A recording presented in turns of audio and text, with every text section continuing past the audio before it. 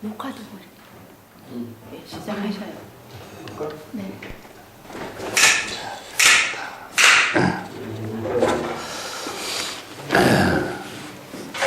이번 시간에는 종룡록 44칙까지 왔습니다.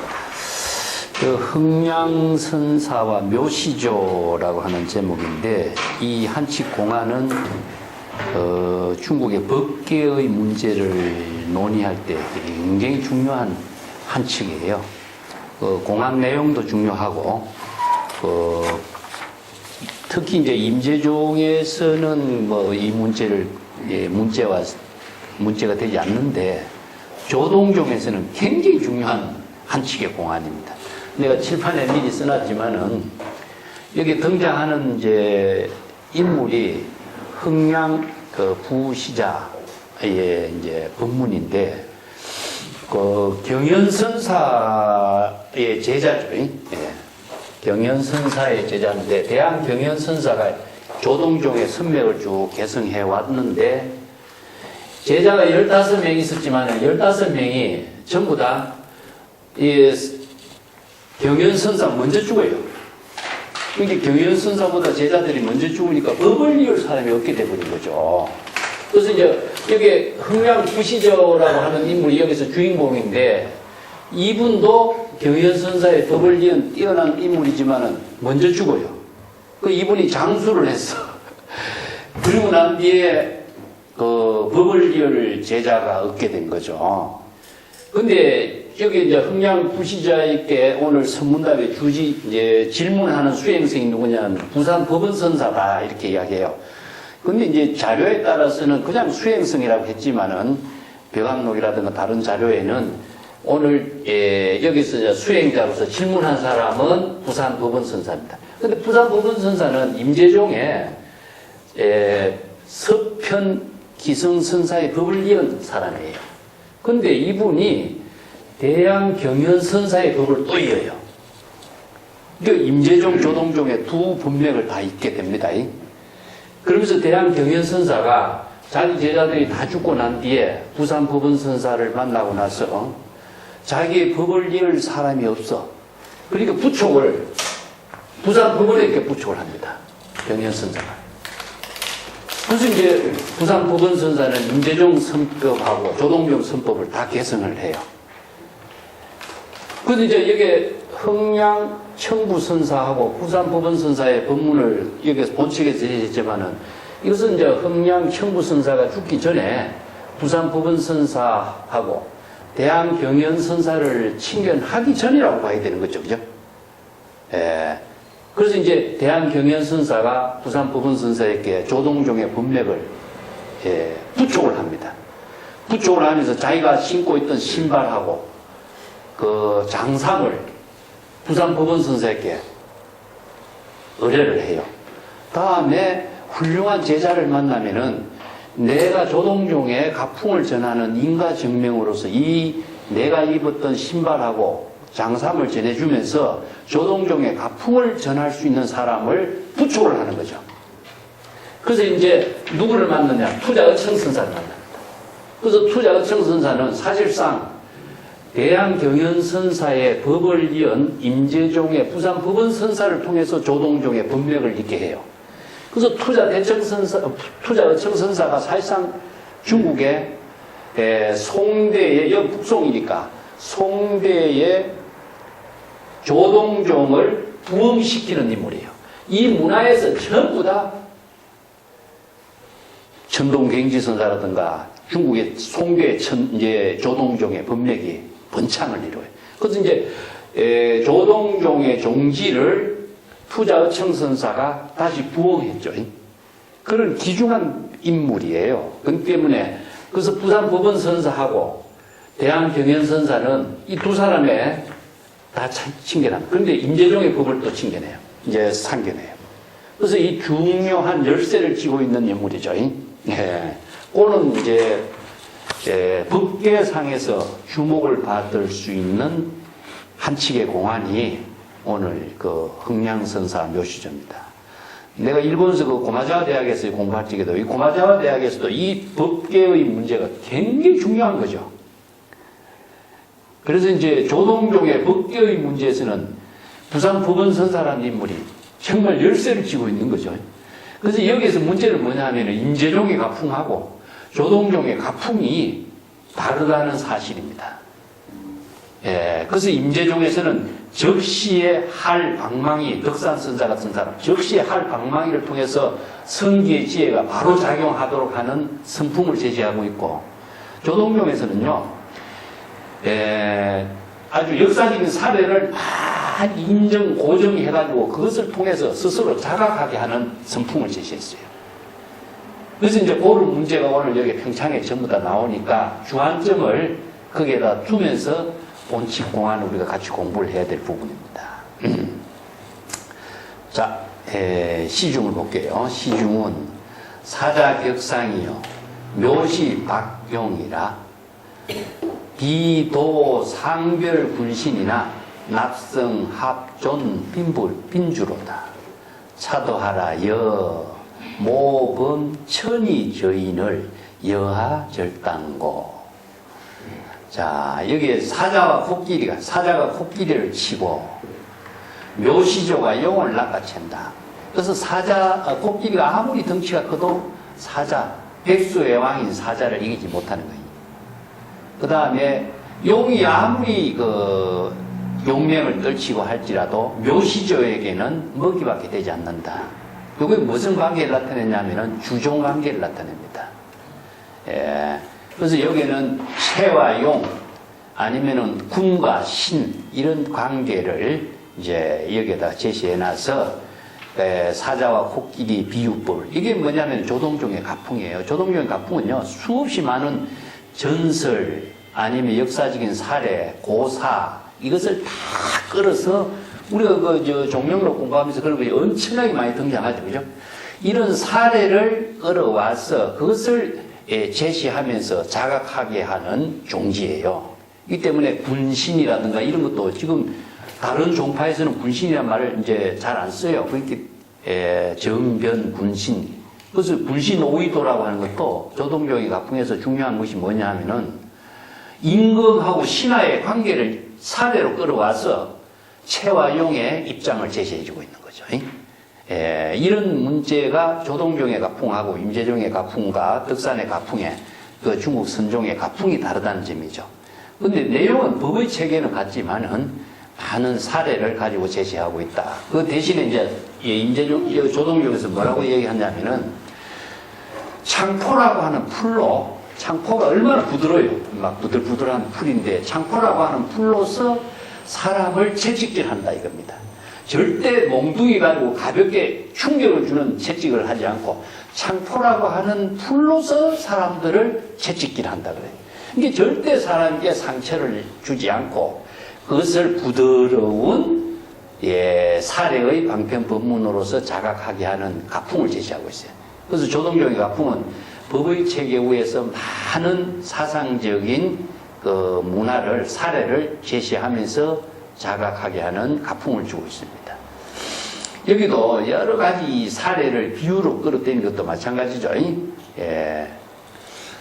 사자가 코끼리를 치고 묘시조가 용을 낚아채는 것처럼.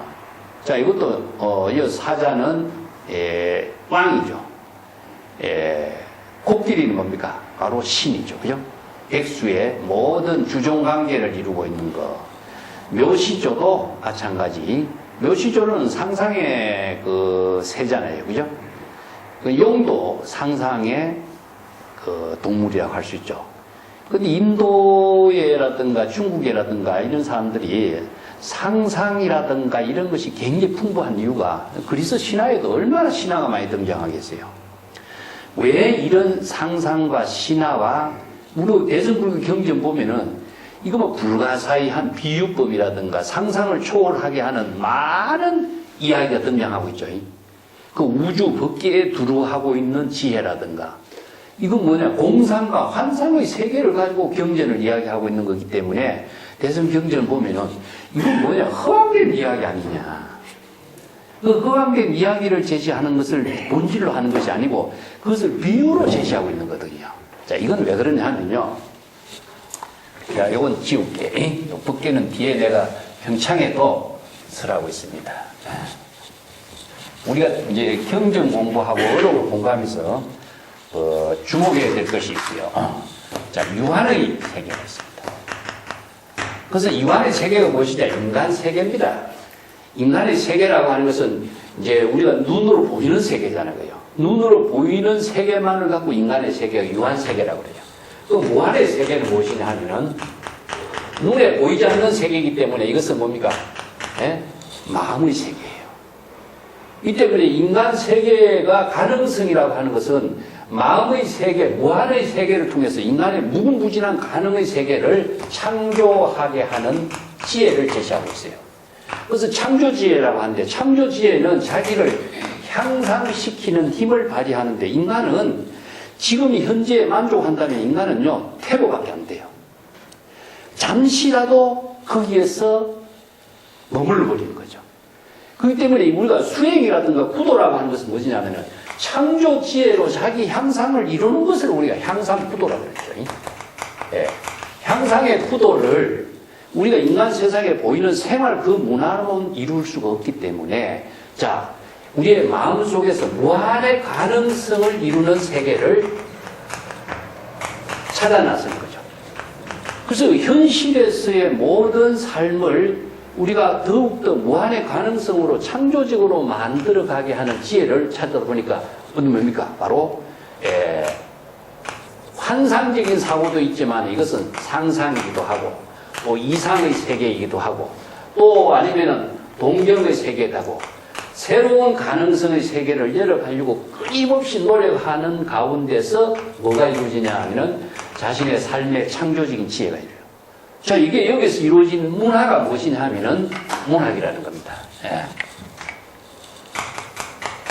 이걸 이제 문화적인 가치로 보는데 시가 얼마나 많은 상상력과 창조와 보이지 않는 세계를 가지고 얽고 있어요. 또 서사시 아니면은 그 인도 같은 데서 경전에도 그렇지만 마하바라타, 라마야나라든가 이런 신의 세계를 읊은 그런 그 시가 그 고대 히랍에서는 뭡니까? 이 신화. 예. 이 신화의 세계는요 무궁무진한 세계가 펼쳐지고 있어요.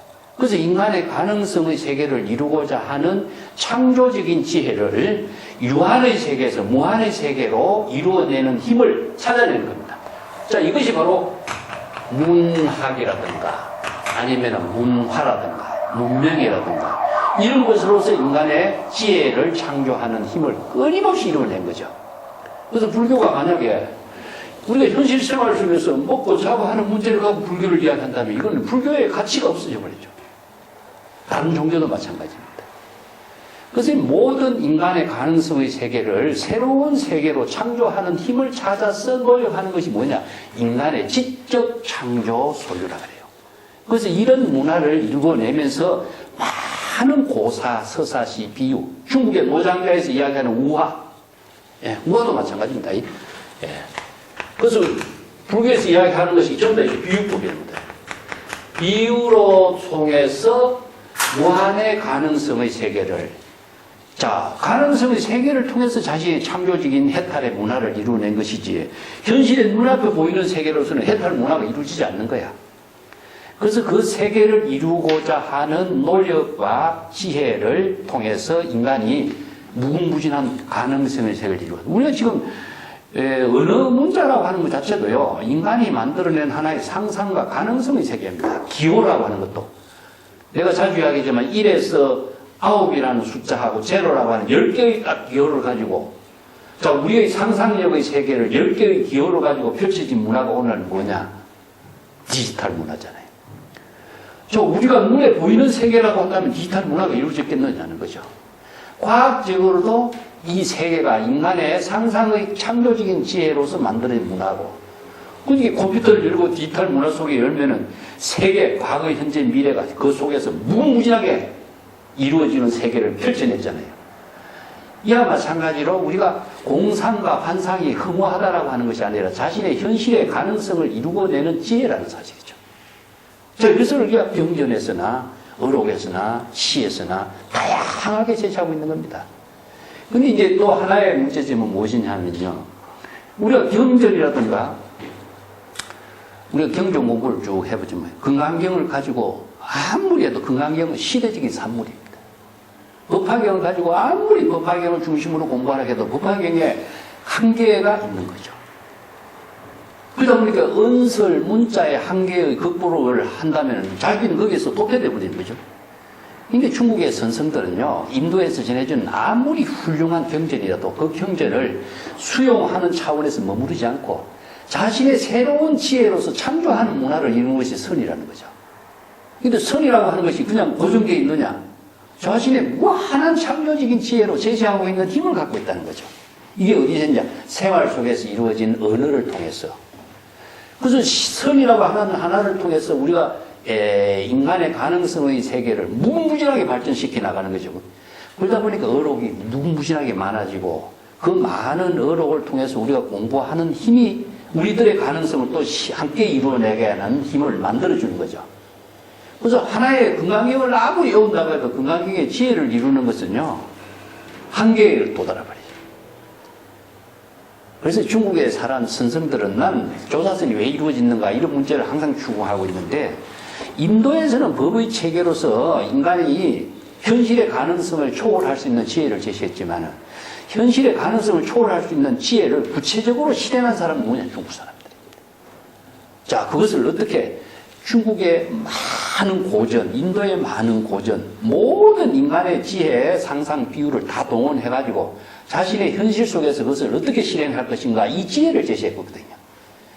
그러니까 인간이 무궁무진하게 발전할 수 있는 힘을 풍부하게 제시했는데 우리가 경전이라든가 뭐라든가 이게 털만 가지고 이야기한다는 것은 그 한계를 벗어날 수가 없다. 그래서 그런 지혜를 제공해주고 있는 힘이 우리가 어록이라는 그 노장자 같은 것도 중국인들이 얼마나 상상력이 뛰어나는 걸 알 수가 있습니다. 네. 자, 여기에서 이제 본칙에서 봅시다. 사자가 용제 코끼리를 치고 묘시조가 용을 낚아채서 잡아먹고 이와 마찬가지로 모든 것이 군신 주종 관계 속에서 이루어지고 있다는 사실이다. 비죽하는 것은 비는 많은 새를 말하고 주는 뛰어다니는 짐승입니다. 그래서 모든 짐승들을 비죽 이렇게 해요. 자, 많은 새나 뛰어다니는 모든 짐승들도 오히려 군신 관계가 있는데 납성은 반드시 빈주 관계를 잘 유지할 수 있는 능력을 갖춰야 된다. 여기서 이제 뭡니까? 비유가 인근과 신하지만 실제로 이 비유가 어디입니까? 마음의 본체와 작용입니다. 그래서 이 비유법을 많이 쓰는 것이 이제 조동종의 가풍이라는 거죠. 차도하라 여모범 천이조인. 자, 천자의 이엄을 모독하고 천자의 이엄을 범하는 사람. 이건 뭡니까? 바로 질서를 깨는 사람이죠. 그죠? 질서를 깬다라고 하는 것은 파격이란 말을 할 수 있어요. 선에서 이야기하는데. 이 파격의 경지에서 독자적인 지혜를 제시하는 사람. 이런 사람을 어떻게 처단해야 될까? 절단이라는 것은 처단하다는 말과 같은데, 자, 그런 사람에게는, 이건 뭡니까? 파격이지만 너무 지나친 파격은, 그걸 두면은 오히려 또 위험을 초래하죠. 그래서 이런 사람에게는 뛰어나지만은 뛰어난 사람을 지도할 수 있는 지혜는 어떻게 발휘해야 될 것이냐, 이런 말이죠. 그래서 이제 질문자가 파격적이다. 이제 우리가 파격이라고 하는 말도 틀을 벗어날 수 있는 지혜를 제시하는 것이 독창성이라고 합니다. 그러니까 유한이라고 하는 자체가 무엇이냐면은 이게 격이거든요. 어떤 격이냐? 형식과 틀 속에 박혀 있는 거예요. 유권으로 보는 대상 경계. 이 중생의 세계라는 것은 모든 것이 이 법이라든가 격 속에서 빠져 있는 거다. 이게 격에 빠져버린다면은 유한의 틀에서 자기가 벗어나지 못해, 대상을 벗어나지 못하는 것이 한계가 나오는 거죠. 그래서 이것을 이제 파격. 격을 깨버린다. 격을 깨므로 해서 자신의 독창성이, 독자적인 지혜가, 창조적인 지혜가 이루어지거든요. 근데 많은 사람들이 이 격을 깨는 것을 못해요. 그 뭐냐, 의식이 그 격 속에 박혀있기 때문에. 그래서 격에 있는 것은 이제 이걸 격 속에서 사는 것을 사량분별이라고 하고, 격을 벗어난 것이 뭐냐, 불가사의라고 합니다. 네. 그래서 이제 불교 경전에서 이야기하고 있는 지혜는 선의 지혜나 부처의 지혜는 불가사의 경지라고 해요. 이게 격이 파격의 입장에서 이루어지거든요. 자, 이런 경지를 이룬 사람을 독보행을 한다 하죠. 그래서 만약에 파격이라고 하는 말이 어떤 틀이냐 하면은 나는 이렇게 비유해요. 자, 이게 이제 하나의 형식의 격인데 우리가 이걸 개정해라고 다 이야기합니다. 개정해의 수행 체계를 법으로 제시합니다. 그러니까 수행자가 들어오면 너는 이 속에 들어가야 되겠죠. 그러니까 처음에 몸이 비집고 들어가지도 못하지만은 들어가야 되는 거죠. 자유스럽게 분방하게 살던 사람이 이 틀 속에서 살아라 하는 거랑 똑같죠. 처음에는 들어가서 불편해서 겨우 몸도 못 움직이게 했는데 이 안에서 살다 보니까 어떻게 되죠? 이 좁은 공간이 점점 여유가 있어지는 거죠. 나중에는 좁은 공간이라는 의식도 없어지고 내가 틀 속에 들어있다 하는 것도 몰라. 그것이 바로 파격이 되는 거죠. 그래서 입격과 출격이라고 해요. 선에서는. 수행을 입격과 출격. 그래서 출격 대장부 이런 말씀입니다. 그래서 입격을 하고 출격을 해야 대장부가 되지. 입격도 하지 않고 출격할 수 있는 능력이 없는 사람은 대장부가 안 된다. 이걸 이제 입격 출격을 독자적인 파격의 경지를 이루었다. 이런 비유법으로 쓰는 거죠. 자, 뭐 이런 경전에서 하고 있는 여러 가지 비유, 묘시조도요 상상의 새고, 용도 상상의 동물입니다. 그런데 인도에서도 상상의 동물용이 있고 중국에도 용문이라고 하는 3단 폭포로 오르는 용이 있어요. 그래서 이런 여러 가지 고사와 우화와 신화에 등장하는 상상의 새와 짐승들을 다 동원해서 자, 이것을 이제 설의 본문으로서 이렇게 정리해서 제시해주고 있는 것이 조동종의 특색 있는 가풍이라는 거죠. 예. 그 1페이지 맨 밑에 보세요. 묘시조는 신령스러운 새로 불교에서 이야기하고 있는 팔부신 중에 하나지만은 하루에 용을 7마리씩 잡아먹고 또 뱀을 잡아먹고 용을 잡아먹는 것을 먹이로 삼고 있는 새다. 그래서 우주에 날개를 피면 우주에 가득 차다. 이 비유가 장자의 뭡니까? 붕새 비유나 같아요. 이게 인도의 신화나 중국의 신화나 이게 인간이 가능성의 세계를 상상의 세계로서 이런 비유법으로서 새도 짐승도 만들어내가지고 유한의 세계에서 무한의 세계로 자기를 새로운 세계로서의 삶을 이루게 하는 지혜를 제시하고 있는 거죠. 이것이 없다면 인간은요 못 사는 거예요, 사실은. 그래서 종교의 문화라고 하는 것도 그렇습니다. 자, 환상과 공상의 신의 세계가 있다고 제시해놓고 그 세계의 이상향으로 제시하면서 인간이 현실의 모든 고통을 벗어날 수 있는 위안을 제시하고 있는 힘이 거기서 나오는 거죠. 자, 그것을 많은 사람들의 지혜로 제시하고 있는 문화의 가치다 하는 거죠. 그렇기 때문에 종교를 하나의 종교의 틀로서 보는 것이 아니라 인간의 삶의 지혜로운 창조의 문화라고 해야 되는 거죠. 그 대표적인 것이 이제 불교하고 설이라고 나는 이제 볼 수 있는 거죠. 자, 붕새가 날개를 피면은 막 하늘에 뭐 가득 찬다든가, 묘시조가 날개를 피면은 뭡니까? 우주를 가득 채운다든가. 거기에 어떻게 용이 등장할 수 있겠느냐. 이런 비유죠. 그런 것을 이제 여기서 비유로 제시한 것이 조동종의 가풍입니다. 그 뒤쪽의 이야기는 이 페이지 맨 밑에 내려볼게요. 조동종에서 이제 빈주여견이라든가 군신합일이라든가 이런 것을 비유했는데, 자, 여러 가지 사례, 동물, 짐승들을 등장시켜가지고 주종관계, 주종관계를 다르게 한다는 불교에서는 신법이기 때문에 일심의 지혜로 작용하는 주체와 지혜로 작용하는 대상의 모든 현상의 사실을 이렇게 비유한 거죠. 이제 여기서 이제 본칙에도 나오지만 군과 신을 갖고 난 이제 개송에서 읊고 나오고 있습니다. 그것은 뒤에 가면 정리가 될 거니까 넘어가고요. 이 페이지 맨 밑에 한번 봅시다. 불법의 가르침이나 선의 지혜는 정법의 안목으로 중생심의 망념을 진단하고 치료하는 능력을 부족하게 하고 또 망념의 신병을 자각하는 발심 수행으로 본래 면목의 지혜로운 삶의 본분사를 이루도록 하는 힘이다. 자, 이것이 이제 선의 핵심이에요. 핵심이고 여기서 천자의 이음을 모독하는 사람을 어떻게 차단해야 될까? 자, 모든 질서를 파괴하는 독자적인 안목을 갖춘 수행자가 나타났을 때 그대로 방치한다면 어떻게 되겠어요? 자, 그것은 위험할 수가 있죠. 그죠? 그런 사람을 지도하는 선지식이 진정한 안목을 갖춘 선지식이라는 거죠. 그래서 그런 선지식을, 그런 수행자를 어떻게 잘 지도해야 될까? 이게 본칙공안의 핵심이에요.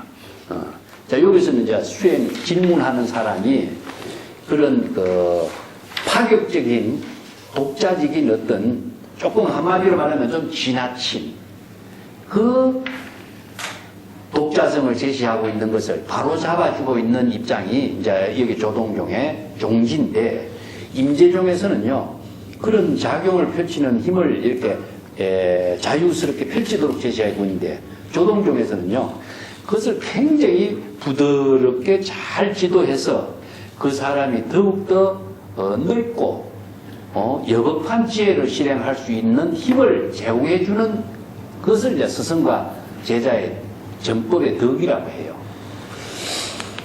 자, 3페이지를 넘어가 보면은 여기 주인공이 흥양청구선사입니다. 그 이제 대양경연선사의 법을 이었는데 그 자세한 정기는 사실 별로 없어요. 그래서 대양경연선사가 대단한 인물인데 이 선생 밑에 15명의 수행 전법을 이은 사람이 언급은 하고 있지만은 생애가 전부 다 분명한 생애를 제시한 사람이 별로 없어요. 법문을 조금씩 정하고 있어요. 근데 15명의 제자들이 모두 다 스승보다 먼저 죽은 거예요. 그래서 이제 대양경연선사의 법을 이은 제자가 없어서 안타까운 그 심정이 뒤에 내가 자료를 제시해놨으니까 그건 나중에 조금 설명할게요. 거기 이제 3페이지 봅시다. 대양경연선사 문화에 시자로 살았던 그 부시자가 나옵니다. 여기에서는 이제 그 부시자, 청양 부시자가 주인공인데 청양선사는 병으로 중태에 빠졌어요. 제자 스승보다 먼저 죽은 거예요. 여기. 그때 스승 경연선사가 친히 병문안하면서 다음같이 말했어요. 이 몸은 마치 물거품같이 실체가 없는데 물거품 가운데 자신의 일대사를 판별할 수가 있다. 만약 이 물거품이 없다면 일대사를 판별할 수 없는데 만약 일대사를 판별하고자 한다면 물거품과 같은 중생심의 번뇌 망념을 잘 파악해야 한다. 그대는 어떻게 생각하는가? 자, 이건 역시 지금 여기 자기 본분사의 일로서 이루어진 일이지요. 자, 여기는 향상사라고 하는 말이 만약 본분사예요. 향하사라는 게. 향상사는 발심 수행으로 하는 것이고 향하사는 본분사를 말합니다. 저 향상사의 일은 그럼 어떻게 생각하는가? 그대는 향하사만 이야기하지 향상사는 이야기하지 않는데 어떻게 생각하느냐? 그게 이제 심지가 태양에 뜨면은 바다에 꽃을 심지 않습니다. 자취나 흔적을 남기지 않는다. 이런 표현으로 이제 선문답을 나누고 있죠.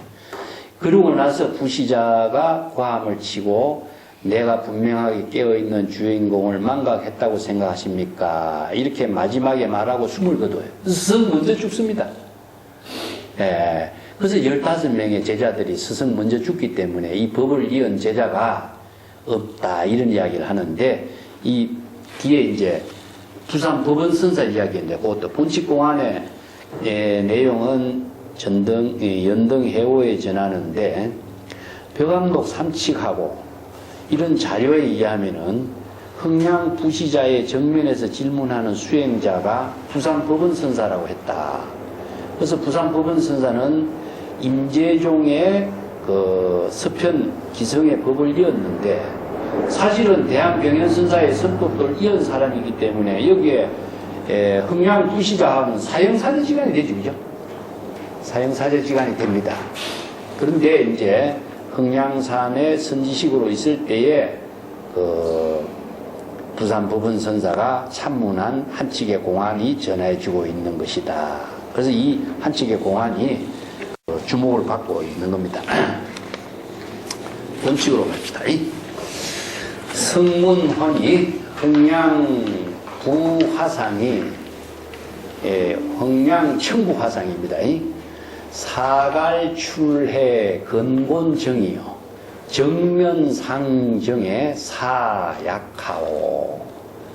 자, 어떤 수행성이 여기에 질문했는데, 이 수행성이 여기서는 이제 부산법원선사라고 여기 이름을 안 밝히고 있어요, 원래는. 근데 이제 벽안목에서는 이 사람이 바로 부산법원선사라고 이야기하고 있습니다. 어떤 수행성이 흥양청부선사에게 사갈용왕이 바다에서 출현해서 하늘과 땅이 고요하다.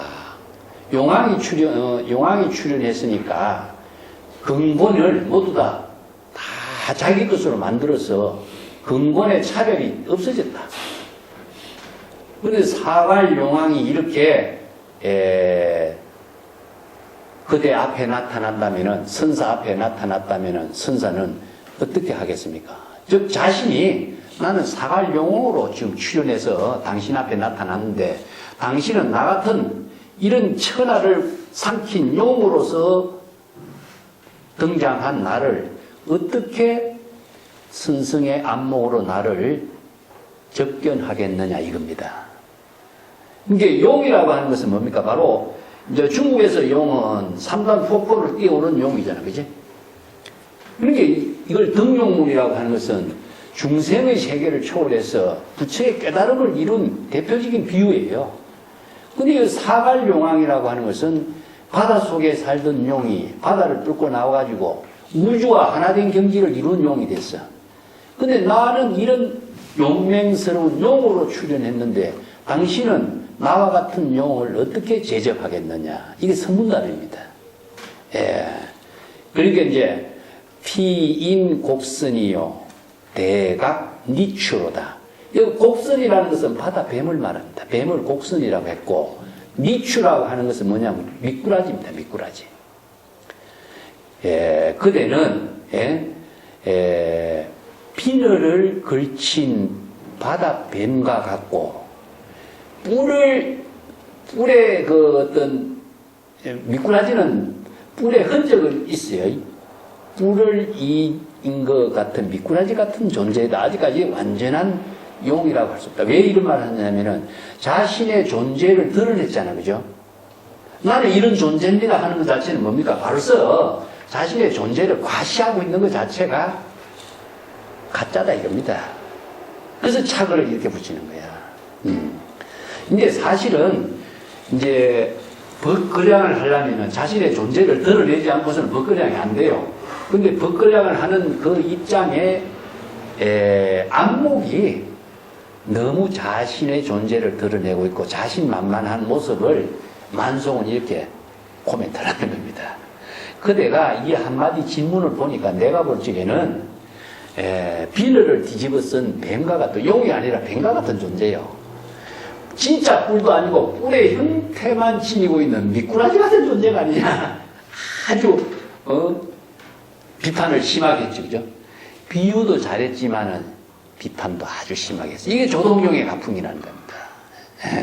그래서 만송이라는 인물이 이런 대단한 안목이 있기 때문에 이런 이제 코멘트를 한 거죠. 자, 그 밑에도 한번 봅시다. 사운어대 묘시조왕이 당 우주에 개중 수시 출두인이요. 그래서 이제 흥양청부선사가 이 수행자에게 뭐라고 대답했냐면은 묘시조의 왕이 우주에 가득 차 있는데 어디에 감히 묘시조 앞에 용이 등장할 수 있다고 그렇게 이야기하느냐. 묘시조는 뭡니까? 용을 잡아먹는 새단 말이죠. 그대가 아무리 용으로서 용맹을 떨치는 존재라고 한다고 하지만은 나는 묘시조로서 그대가 나타나면 잡아먹어버리겠다 이거죠. 이게 뭡니까? 바로 주종관계를 이야기하면서도 그대의 안목으로서는 교만한 지혜를 가지고서는 바로 우주 법계에 두루하고 있는 진여법신의 지혜를 그대는 이루지 못한다. 이런 표현이 비유적으로 제시된 거죠. 그래서 그래서 묘시조와 용 두 가지의 그 상상의 동물, 새를 등장시켜서 이 두 비유법으로 이 선문답을 펼치고 있는 게 이 조동종의 가풍입니다. 그 코멘트 봅시다. 전시, 붕등, 육합운이요. 박풍, 고탕, 사명수라. 육합이라고 하는 것은 사방과 상하를 붙여갖고 6방향을 육합이라고 그러죠. 동서남북하고 상하를 보태면 육합이 돼요. 그 이제 불교에서는 시방을 이야기하는데 중국 사람들은 육합을 이야기해요. 그래서 사유상학 하면은 시방이 돼요. 그래서 방향을 제시하는 언어들을 이렇게 표현하고 있습니다. 그 다음에 이제 날개가, 묘시조가 날개를 펼친 것은 붕새와 같이 그 6방향의 구름 위에서 날개를 한번 펼치면은 그 모든 바람을 일으키게 되는 거죠. 이게 이 바람이 정말 어마어마한 바람, 우주를 뒤흔드는 바람이라는 거죠. 이 바람이란 말에 주목을 해야 됩니다. 묘시조가 욕을 잡아먹는 것도 중요하지만은 바람으로서의 우주를 해오리 바람으로 일으켜서 모든 바람의 방향을 바꿔버리는 거죠. 이 기운을 지니고 있는 걸 코멘트를 하고 있어요. 코멘트는 뭐냐면 박풍고탕의 사명수라. 그렇기 때문에 사명은 무엇이냐면 수미산을 중심으로 해서 4개의 바다를 사명이라고 합니다. 우리나라에 사명 대사가 있죠. 그죠? 이 사명 대사가 2호를 딴 거예요. 수미산을 중심으로 해서 동서남북 4개의 바다가 사해라고 그래요. 사해. 그래서 우리가 사해라고 하는 것은요, 동해, 서해, 남해 이거 사해를 말하는 거잖아요. 불교의 바다는 전부 수미산을 중심으로 하고 있어요. 그래서 팔풍사해 이런 말도 8바다라든가 사해라든가 수미산을 중심으로 한 모든 우주를 둘러싸고 있는 바다. 그래서 우리가 해인산맥 할 적에도 해인사의 바다는 수미산을 중심으로 하는 겁니다. 그렇기 때문에 해인산맥, 바닷속에 거울에 나타난 것처럼 우주 법계의 모든 법이 다 나타난 것을 일심에 비유한 거예요. 그래서 해인산맥도 일심을 표현하는 말이죠. 사명의 바닷물, 4대의 수미산을 중심으로 하는 4대의 바닷물을 이 하나의 바람이 그냥 풍파를 일으키게 한다 이겁니다. 그냥 바람이 아니다 이거죠. 이 유명한 얘기. 그 착어도 기가 막힌 착을 하는 거죠. 자, 용이 왜 그렇게 용이 바람을 타고 오르죠, 그죠? 근데 용이 바람을 타고 올라가지만은 묘시조가 한번 날개짓을 하는 바람에 용이 바람을 잃어버리는 거죠. 방향을 갈 수가 없어. 구름의 방향을 완전히 바꿔버리기 때문에 마음대로 갈 수가 없는 거예요. 이걸 비유해서 이렇게 착어를 읊고 있어요. 자, 뭐 가루라는 금시조 이야기는 했으니까. 근데 이제 내가 그 5페이지에도 우리가 너무나 잘 아는 장자 소요유의 붕새 이야기가 나옵니다. 이 붕새는 참새하고 붕새하고 이야기를 비교가 되지 않는 것을 이야기하죠. 참새는 뭡니까? 바로 인간의 세상에 보이는 유한의 세계에 사는 존재를 참새에다 비유한 거고, 무한의 세계에 살고 있는 군자의 덕을 붕새에다 비유한 거죠. 그렇기 때문에 인간이 자기가 본 세계를 우리가 중국에서 광견이라고 그러지, 그죠? 광견. 대롱 속으로 하늘을 보는 거다. 이 광견이라고 하는 것도 마찬가지죠. 그래서 유한의 세계에서 보는 세계에 인간이 무한의 세계에 사는 이 군자의 덕을 붕새 이런 비유로서 그 세계를 제시하고 있는 것도 이게 중국인들이 갖고 있는 스케일입니다. 그래서 이제 나는 그 경전에 인도의 스케일하고 중국의 스케일을 두 가지로 비유하는데, 중국의 스케일은요 지상의 스케일이다. 근데 인도의 스케일은 우주적인 스케일이다. 난 그렇게 이야기합니다. 그래서 붕새도 뭡니까? 바로 이제 땅 위에 사는 새의 비유를 한 거거든요. 그게 지상의 스케일입니다. 근데 이 묘시조는 뭡니까? 우주에 가득 찬 새예요. 이 스케일이 다르다는 거죠. 이런 신화나 우화를 비유를 해도 스케일이 좀 다른 것이 나타납니다. 이게 이제 그거는 중국인들이 지니고 있는 현실 긍정 사상의 토대를 두기 때문에 그래요. 예. 자, 5페이지 맨 밑에 보겠습니다. 그 벼감록 89칙에도 이런 말이 나와요. 큰 붕새가 용을 잡아먹을 때, 즉 묘시조가 용을 잡아먹을 때 이런 말이죠. 여기서 붕새는 묘시조를 비유합니다. 예. 그 날개로 바람을 일으켜서 파도가 일어나면은 그 바닷물이 삼천리나 갈라지는데 붕새는 마침내 물속에 숨어있는 용을 잡아 삼킨다. 여기서 붕새를 묘시조로 생각하는 것은요, 중국인들의 사고입니다. 그래서 붕새와 묘시조를 하나로 본 거죠. 그 수행성이 다시 말했다. 성운, 홀루, 출두시, 우장마생. 그렇게 말을 하지만은 내가 직접 내가 용어로 출연한다면 신입이 어떻게 할 것인가 구체적으로 제시해 보시오. 이 말이에요. 그렇게 그 비유적으로 그냥 아주 그 환상과 같은 공상과 같은 말만 하지 말고 내가 직접 용어로 출연할 테니까 직접 한번 해보시오. 이런 말 한 거죠. 얼마나 여기에서 뭡니까? 출법에 이게 뭐냐면 이게는 천자의 위덕을 모독한 행위다. 이게 이런 파격적인 용맹을 제시하고 있는 사람이 이런 사람을 어떻게 처단해야 될 것인가? 이런 수행자를 어떻게 방편의 지혜를 지도해야 될 것인가? 이게 지금 과제죠. 예. 허이 파담이로다. 자, 그대는 오장 간담이 완전히 파괴될 것이다. 예. 그 뒷장에 봅시다. 6페이지에.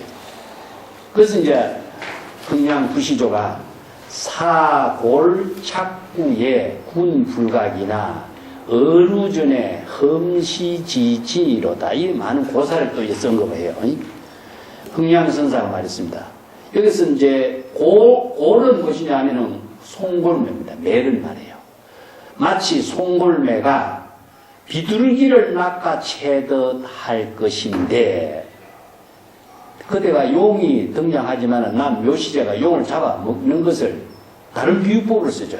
매가 비둘기를 낚아채서 잡아먹듯이 할 것이다. 그대는 들어보지 못했는가? 어루전에서 어루전이라는 것은 누가입니다. 누가. 그 유명한 밑에 평원군에 누가 고사가 있습니다. 내가 밑에 그 평원군 이야기는 써놨는데 평원군의 누각에서 그 사람, 그 자기가 좋아하는 애첩을 목을 잘라가지고 누각에 걸어두면서 진실을 밝힌 이야기가 나와요. 이게 그 밑에 고사부터 먼저 볼게요. 이게 평원군의 누각의 그 총무 누각이라고도 하는데 그 6페이지 내가 밑에 써놨습니다. 요게 이제 사기 평원군 우경전 열전에 나오는 고사인데 평원군 조성은 조나라의 공자들 가운데 왕자 그 가운데 한 사람입니다. 형제 가운데 조성이 가장 현명하고 빈객을 좋아해서 그에게 모인 빈객이 1000여 명이나 되었다. 평원군은 조나라 해문한 조성과 함께 재상으로 썼는데 3번이나 재상을 그만두고 다시 재상의 지위에 올라 동무성에 봉해졌다. 여기 이제 동무성이라는 것은 뭡니까? 제후에 봉해진 겁니다. 그래서 평원군 집에 누각이 하나 잘 지었는데 그 누각이 민가를 바라보도록 누각을 지었어요. 근데 그 민가에는 절름발이가 하나 살았는데 평원군의 애첩 한 사람이 누각 위에서 절름발이를 내려보고 이렇게 아주 비웃어버린 거야. 그래서 절름발이가 평원군의 집에 와서 당신의 애첩이 나를 비웃었으니까 저 애첩을 목을 쳐서 나의 창피를 좀 없애달라 이렇게 한 거예요. 그러니까 이제 평원군이 약속하겠다. 그렇게 하고 난 뒤에 평원군이 웃으면서 내가 애첩을 어떻게 죽이냐. 다른 어떤 죄인을 죽여가지고 목을 걸어놔버린 거예요. 그게 애첩을 죽이지 않고 어떤 죄인을 목을 잘라갖고 그 누각에다 걸어놔서 자기가 애첩을 죽인 것처럼 이렇게 표시를 하니까 자기 집에 모여있던 하객들, 그게 뭐냐 하면은 이제 여기 빈객들이라는 사람들이 무엇이냐면은 평원군의 빈객은 한 분야의 한 일가견을 갖고 있는 사람만이 빈객입니다. 아무나 빈객이 될 수가 없어요. 그래서 이제 빈객들은 왜 빈객을 모으나 하면요. 자기와 차를 마시고 술을 마시고 대화하고 시를 쓰고 논의를 하고 사냥을 하는 친구들이에요.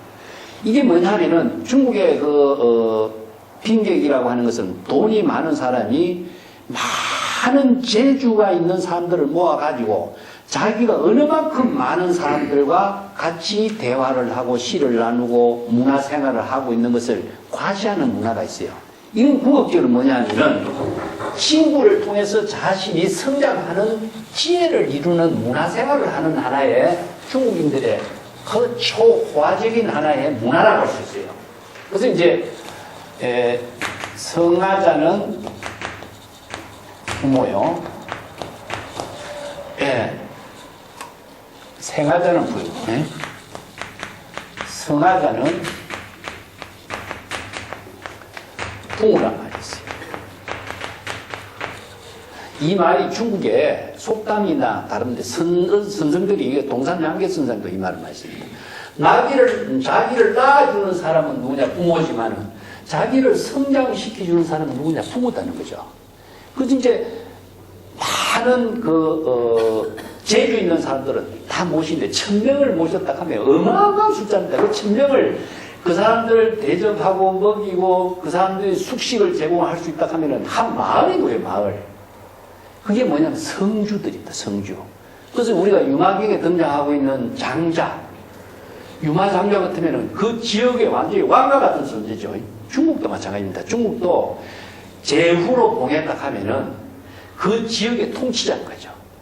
이게 그 지역의 모든 사람들을 그런 자기가 이렇게 토지를 관리하고 지역을 통치하면서 훌륭한 사람들을 모셔놓고 이 지역에 살도록 해주고 자기가 시간 나면은 차도 마시고 시도 논하고 또 여행도 같이 하고 사냥도 같이 하고 이게 뭡니까? 자기를 문화적인 문명의 지혜로운 삶의 가치를 이루게 하는 친구죠. 그래서 친구를 통해서 자신이 성장하게 하는 힘을 갖고 있어요. 이게 어디 나오냐 하면은 노래에서 우리가 뭡니까? 친구가 먼 데서 오니까 기쁘지 아니한가. 자, 이게 왜 친구를 맞이하는 기쁨이냐 하면은 자기를 성장시키게 하는 친구거든요. 그냥 보통 친구가 이게 지엄갑의 친구라. 그래서 이제 중국의 지엄이라고 하던가 이것은 음을 아는 백아와 종작 이야기도 부모 지엄관계고 시인이 시를 논할 수 있는 것도 시인도 지엄인 것이고 바둑을 뜨는 사람이 바둑을 뜨는 친구를 만나서 행복한 마음을 감출 수 없는 것도 지엄관계고 이런 것이 자기를 성장하게 해주는 거거든요. 성장하는 사람들을 모시는 것은 지극한 예의로 한 거죠. 그래서 이제 이런 평원군도 1000여 명이나 되는 빈객을 모시고 자신이 빈객 모든 것이 넉넉하고 여유가 있으니까 그래서 이제 재주가 있는 사람들은 그 하나의 재주를 가지고 한 시대를 사는 겁니다. 어느 시대든지 마찬가지죠. 지금도 우리가 뭐 사회적으로 그렇잖아요. 어느 한 분야에 재주가 있는 사람은 그 분야의 직장으로 인해서 자신을 삶을 사는 하나의 그 문화적인 삶을 사는 그 가치를 이루는 것과 마찬가지죠. 그래서 평군은 이런 1000여 명이나 되는 빈객을 두고 살았는데 평군 같은 사람이 거짓으로서 죄인을 목을 베어가지고 누각에 걸어놓으니까 빈객들이 떠나가 버린 겁니다. 당신 진실하지 못하다. 그런 사람하고 우리의 친구가 될 수 없다. 이렇게 되버리죠. 그러니까 나중에 빈객이 다 날아가고 자신의 모든 덕이 다 잃어버리니까 애척을 죽이는 거죠. 그래서 애척을 죽여가지고 누각에 걸어두니까 빈객들이 1년 만에 다시 다 돌아왔다. 이런 고사예요. 그러니까 누각 앞에 진실을 밝힘으로 해서 진실을 밝히는 것을 검증함으로 해서 진정한 덕을 이룬 사람이 되었다. 마찬가지죠.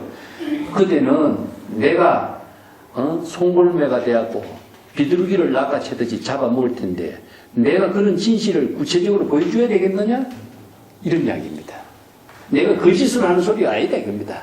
나는 진실로 그런 경지를 제시하는 사람이다. 그걸 평원군의 애척을 죽인 그 고사를 가지고 그 진실을 밝혀주는 거죠. 이 조동종의 서문답은 전부 이런 비유의 문화를 가지고 설해주고 있어요. 이게 혹은 불청이로다 이렇게 또 착을 내죠.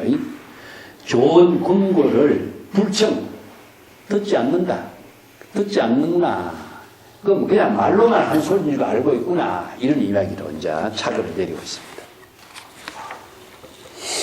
자, 뒤쪽에 봅시다. 그 성은 인마적 차수 당흉 태신삼보하리다.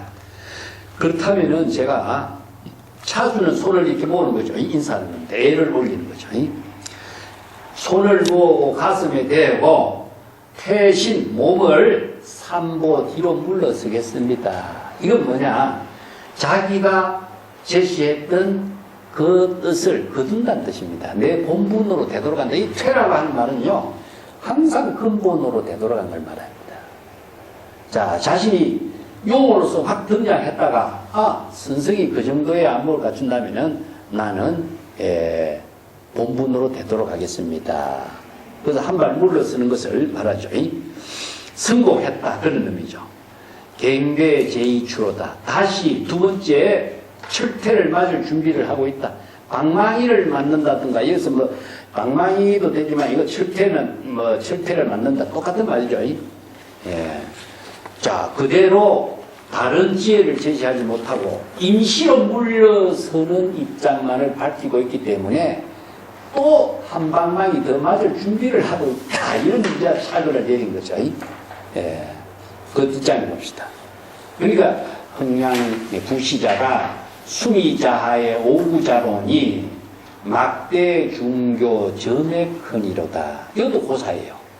수미자 밑에 검은 돌거북이, 검은 거북이 거듭 이마에 상처나기를 기다리지 마라. 이나서 우리가 수미자는 뭡니까? 불단입니다. 불단. 이게 선성의 그 법상을 수미자라 그럽니다. 부처님을 모신 그 단을 수미단이라 그래요. 그래서 이 수미단을 만들게 된 그 고사는 포박자에 있습니다. 포박자에. 포박자에도 내가 써놨습니다. 이 포박자하고 사기의 구책전에 보면은, 이 구책이란 거북입니다. 거북이에. 고사에 어떤 젊은 시절에 한 사람이 거북이를 잡아갖고 책상 다리를 떠받치게 해놓고 있었어요. 근데 그 사람이 죽었어. 근데 책상 다리를 옮기려고 하니까 거북이는 그대로 살아있는 거죠. 응? 그래서 이제 5, 60년 동안 음식도 먹지도 않고 물도 마시지 않고 살아있다는 사실을 빌려가고 수미산을 떠받치는 다리를 거북에 조각을 해서 오구자라고 하는 하나의 고사가 만들어진 겁니다. 참 대단하죠, 그죠? 그래서 이제 수미단을 바칠 때 우리가 여러분들 우리나라에 이런 조각되어 있는 거 같나? 못 보지? 나는 이게 어록을 통해서 보는데 중국에서 이제 법당을 바치고 있는 글상, 부처님을 모시고 있는 거라든가 아니면 선석의 법상이라든가, 이게 법상입니다. 법상을 떠받치고 있는 다리가 있는데 이 다리 밑에도 이게 거북이 조각을 하는 겁니다. 이겁니다. 거북이 조각. 그래서 이제 오구자라는 까만 검다라는 뜻이거든요. 그죠? 검다라고 하는 건데, 이 수행자들이 불단을 향해서 선성을 향해서 절을 하는 거예요. 절을 하면 뭡니까? 바로 거북이 이마에다가 절을 하면서 이마에 상처를 받는 것을 점액이라고 그래요. 그렇게 해서 자신이 부처의 깨달음을 이루지 못하고 불단을 향해서 절만 하고 있으니까 항상 이마만 들어받고 있다. 이렇게 비유도 쓰고 또 거북이 자체를 무엇이냐? 무지무명에다 비유합니다. 지혜가 없는 것. 무지무명에다 비유하고. 이게 이런 비유법으로서 선에서는 이제 이 말을 쓰는데 법상을 떠받치고 있는 법상의 다리에다가 거북이 조각을 해두고 있는 것을 말하고 수행자가 그냥 대상 경계만을 두고 절을 하면서 수행하는 모습을 거북이의 이마를 들이받고 있다. 이런 비유법으로 쓰고 그래서 이제 여기에 이제 점액이라고 하는 것은 3단의 용문 폭포를 뛰어오르지 못한 잉어가 다시 바위에 부딪히면서 머리를 이마에 쥐어갖고 상처가 났다 이 말이거든요. 그래서 한 번에 폭포를 뛰어오르면은 등용문이 되면은 용이 되고 또 번개불을 치면서 잉어의 꼬리를 태워버리기 때문에 등용이 되는데 뛰어오르지 못하니까 다시 떨어지면서 이마를 부딪힌다 해서 점액이 되는 거죠. 그래서 여기 수행자가 거북이에 절을 하면서 이마에 상처를 받는 꼴이나 잉어가 등용문을 뛰어오르지 못해서 이마에 상처를 받는 것이나 똑같이 비유법을 합니다. 자, 그대가 수미단 아래에서 그 검은 거북이에 그득 이마 상처나기를 기다리고 있지 말라. 자, 이건 뭐냐면은 대상의 경계를 벗어나지 못한 것을 이렇게 비유한 거죠. 예. 재범불용이라다 이 착을 해. 한 번의 잘못은 허용하지만은 두 번의 잘못은 허용하지 않는다. 그래서 이 한마디 법문을 통해서 이제 한 경지에 자각을 하게 된 것을 이제 밝히고 있지만은 그 다시는 과오를 범하지 않는 수행자가 된다. 이것을 이제 착으로 했습니다. 자, 평창에 넘어갈게요. 본칙에. 여기 아까도 이제 내가 이야기했지만은 대한경연선사하고 청량흥부선사하고 부산법원선사하고 이 관계를 이제서 설명을 하고 있어요. 만송선사가 본칙공안에 해설을 했다. 영주 흥량산 청부선사는 대양명안선사, 이 대양경연선사입니다. 대양경연선사는 경연이라고 써요. 연이라고 쓴 것은 황제의 이름을 피해가지고 현이라는 글자를 피해서 연이라는 글자로 쓰고 있어요. 그래서 이제 설림승고증 같은 데는 경연이라고 씁니다. 대양명안선사의 선법을 이었는데 대양명안선사의 문화에 그의 선법을 이어 전해받은 15명의 선생들이 모두 스승 대양경연선사보다 먼저 입적했다. 그 이후로 부산 원감 이제 임재종의 법을 이은 사람이죠. 부산 원감선사, 그 밑에 내가 써놨습니다만은 투자의청선사에게 대한경연선사의 선법을 전하는 인연으로 조동종의 종지가 후대에 전해지게 된 것이다. 그래서 흥량청부선사는 대한경연선사의 전법제자 15명 가운데 한 사람이고 투자의청선사의 사형이 된다. 자, 이 투자의청선사에 주목을 해야 됩니다. 중국의 그 사실상 송대 조동종의 모든 종지는 투자의청선사로부터 새롭게 전개돼요. 자, 대한경연선사의 그 이야기는 앞에서 내가 언급했으니까 생략을 하고 이 관계를 내가 조금 이해할 수 있도록 그 설림승보전에 있는 부분을 내가 써놨습니다. 그 9페이지 밑에 딱 보겠어요. 나이 80세, 법납이 60년인데, 여기 이제 여기 경연으로 돼 있죠, 그죠? 요 경연은, 그래, 이제 설림승보전에서는 경현을 연자로 바꾸고 있습니다. 경연선사는 나이 80세, 법납이 60세인데 그의 선법을 개성할 사람이 없음을 탄식하고 조동종의 종지를 서편기성의 제자인 법원 선사에게 의탁해서 법기를 구하게 전하겠다. 이 법기라고 하는 것은 뭐냐면 법을 전할 인물입니다.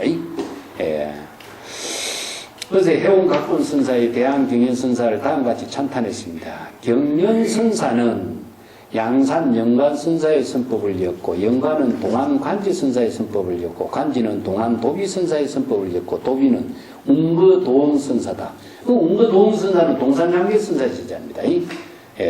그래서 동산양계의 선법이 개성에 대해 내려왔다가 자 대한경연선사의 문화에서 자 직접 연결이 될 수 있는 인연이 없어지게 된 거죠. 그래서 부산법원선사에 통해서 투자의청선사에 연결된 것을 설명하고 있는 거죠. 그래서 내가 대한경연선사의 전성기를 살펴보니 그의 문화에 보금, 신성, 흥량청부 이 두 납자가 뛰어난 인재라고 불렸는데 흑의 선법을 진작시키지 못했으니 애석하다. 원록공, 여기서 부산법원선사입니다. 원록공이 아니었다면 동산 양계사의 정통 선맥이 거의 이어지지 못했을 것이니 경연선사의 사람 보는 눈이 가히 부끄럽지 않구나. 여기에 해온각군선사는요 조동종의 선생입니다. 해온각군선사가 얼마나 뛰어난 조동종의 선생이냐 하면은 인간록 같은데 이런 자료를 전하고 설림성보전을 쓰면서 선성, 전등록에 전하는 뛰어난 선성을 따로 자기가 30권으로 편찬을 해요. 왜냐하면 너무나 많은 선성들을 전하고 있지만은 선성들 가운데 정법을 전하는 핵심의 선성의 법을 중심으로 엮은 책이 뭐냐? 설림성보전이라는 책입니다. 그래서 이 책에 이 인물들이 다 등장해요. 그래서 설림성보전 부산법원선사 중에 또 똑같은 내용이 나옵니다. 천이 연간에 양한 땅의 유행을 선법을 펼쳤다. 선법을 유행시켰다. 이런 인물이죠. 영주 대양산에 이르러 성기의 법문이 명한 영공 대양경연선사와 더불어서 개합하니 영공이 탄식하면서 말했습니다. 나는 늙었다. 조동종의 종지와 선법을 이을 사람이 없겠는가. 그리고 평생 입었던 옷 장삼하고 가죽 신발을 보여주었습니다. 또 뒷장에 봅시다. 10쪽에. 그래서 법원선사가 말했습니다. 이 신발과 옷을 가지고 있다가 적임자를 구해서 건네주면 어떻겠습니까?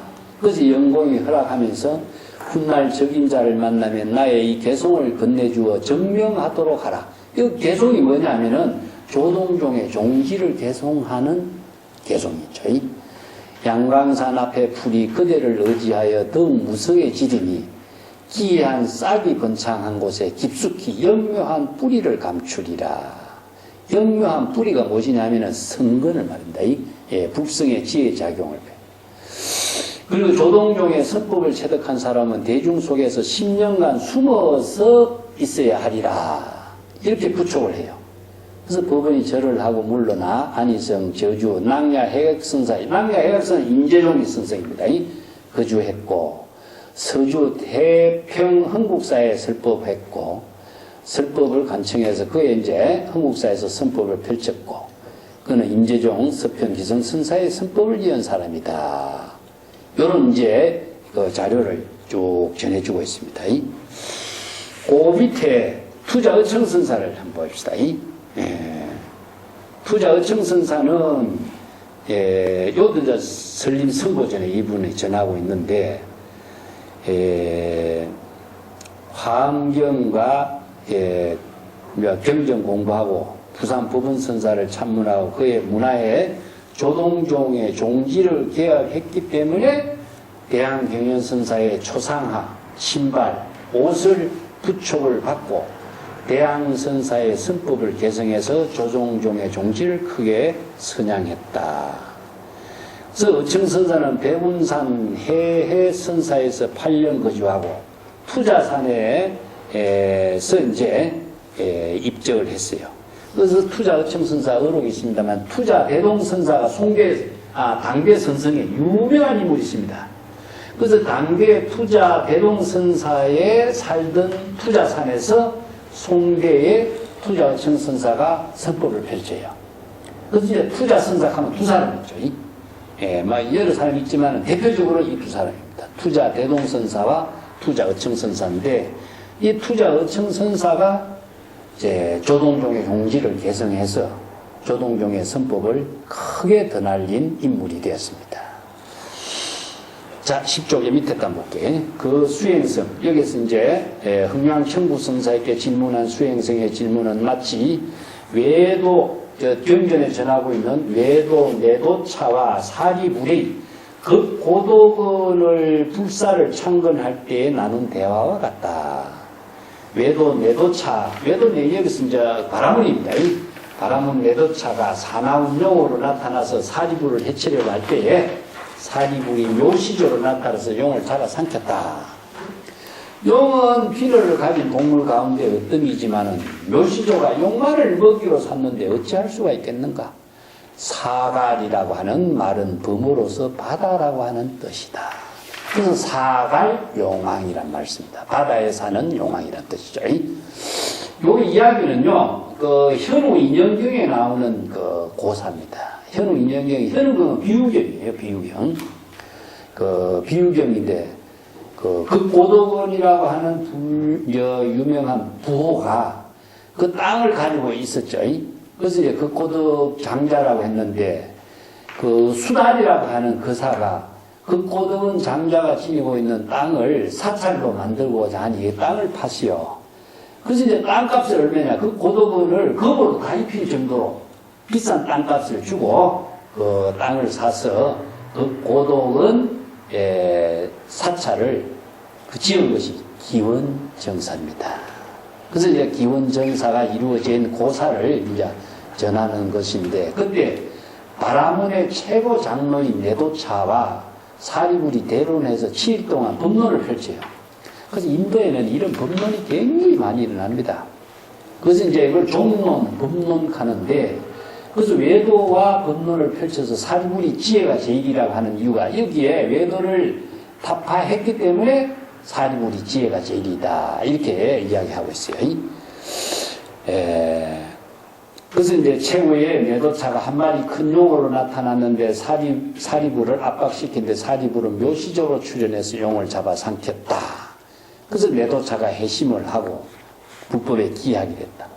그래서 대표적인 인물이 누구냐? 가섭의 삼형제입니다. 가섭의 삼형제가 전부 다 바라문이었죠. 그죠? 근데 붓다에 만나서 그 마음을 바꾸어서 정법을 잊게 된 인물입니다. 이게 이제 그 당시에 이제 모든 그 불교의 부처님 제자들 가운데 뛰어난 사람들은요, 부처님을 만나기 전에 전부 다 바라문에 뛰어난 하나의 교주들이에요, 교주들. 그런 사람과 끊임없이 대화, 이제 진실의 대화를 통해서 설득하고 이해함으로 해서 이렇게 이제 마음을 바꾸고 부처님이 제자가 된 거죠. 그런 대화를 할 수 있는 사람이요, 그냥 갑자기 대화가 되지 않죠. 자기 나름대로 한경지에 이런 인물들이 법을 논의하는 거죠. 그렇게 해서 정법을 신봉함으로 해서 부처님 제자가 된 이런 이야기들이죠. 11쪽 중간에 보면은 서응도라고 하는 책이 있습니다. 상서스러운 동물의 이야기를 기록한 건데, 기인, 봉황, 거북이, 용, 이 네 가지가 길상입니다. 길상. 그래서 이제 황제를 상징하는데 봉황, 기린, 용, 거북 이런 것을 쓰죠. 이것이 이제 하나의 중국인들은 뭐냐, 이게 상징성의 문화를 중요시해요. 인도도 그렇지만 중국인 그렇습니다. 내가 전에도 이야기했지만 집에 들어갈 적에 뭘 조각을 했죠? 사자상이라든가, 용의 문양이라든가, 아니면은 박쥐의 그림이라든가, 이런 문양과 그림들을 건물의 기둥이라든가 집에다가 조각을 함으로 해서 그 집이 상서스럽고 외부의 모든 장애를 다 극복할 수 있는 이런 문화적인 가치를 창조하다 보니까 건축 문화라든가 이런 문화가 문학이라든가 사상이라든가 종교라든가 지혜를 이루게 하는 힘을 다 함께 나눌 수 있는 문화적인 국가가 이루어진 거죠. 사실 우리의 인간에서 생활에서 필요한 것이 의식주만 있다면 그 농부만 하면 돼요. 그렇지만 삶의 지혜를 이루는 가치가 없다면 인간은 굉장히 동물과 같죠. 다른 점이 무엇이냐? 자기의 가능성의 세계를 이루고자 하는 지혜의 창조성에 있는 그 힘을 통해서 인간은 무궁무진한 발전을 이루게 했다 하는 거죠. 자, 평원군 이야기는 나왔습니다만 조나라 시대 해문왕과 효성왕의 재상이었던 평원군 조성이 자기 집 2층에 누각을 지었는데 누각에 마을에 민가를 내려볼 수가 있었다. 민가에 안전뱅이가 있었는데 누각에 미인이 내려다보고 안전뱅이를 비웃으니까 안전뱅이가 미인의 목을 베어달라고 간청하니까 평원군이 대답을 하지 않고 실행을 하지 않았어요. 그로 인해서 평원군의 식객이 반쯤 떠나버렸는데 평원군이 제인의 머리를 베어 대신했으나 식객들은 굳이 사용하고 모이지 않았습니다. 마침내 미인의 목을 베어 누각에 걸어두니까 그의 진실한, 그 뜻이 진실한 모습을 검증을 하고 난 뒤에 주세 1년 만에 식객들이 모두 모였다. 자, 이런 고사를 통해서 내가 진실로 그러한 사실을 증언해 봐야 그대는 확신하겠느냐 하는 것을 이제 질책한 거죠. 12쪽에 봅시다. 조동종의 가풍은 임재종과 같이 방망이나 고함을 치는 성기작용을 직접 실행하는 것을 귀하게 여기지 않았다. 자, 곁에서 일어난 사례라는 것이 뭡니까? 역사적으로. 옛날에 역사적으로, 시대적으로 우화라든가 많은 이게 전고라고 합니다. 이걸 전고. 우리가 중국인들이 뭡니까? 고사성언을 많이 사용한 이유가 이런 전고를 사용하는 거죠. 이런 곁에서 일어난 전고의 역사적인 사례를 빌려서 정법의 진실을 깨달아 통달하도록 제시하고 있다. 이런 것이 이제 조동종의 가풍이다.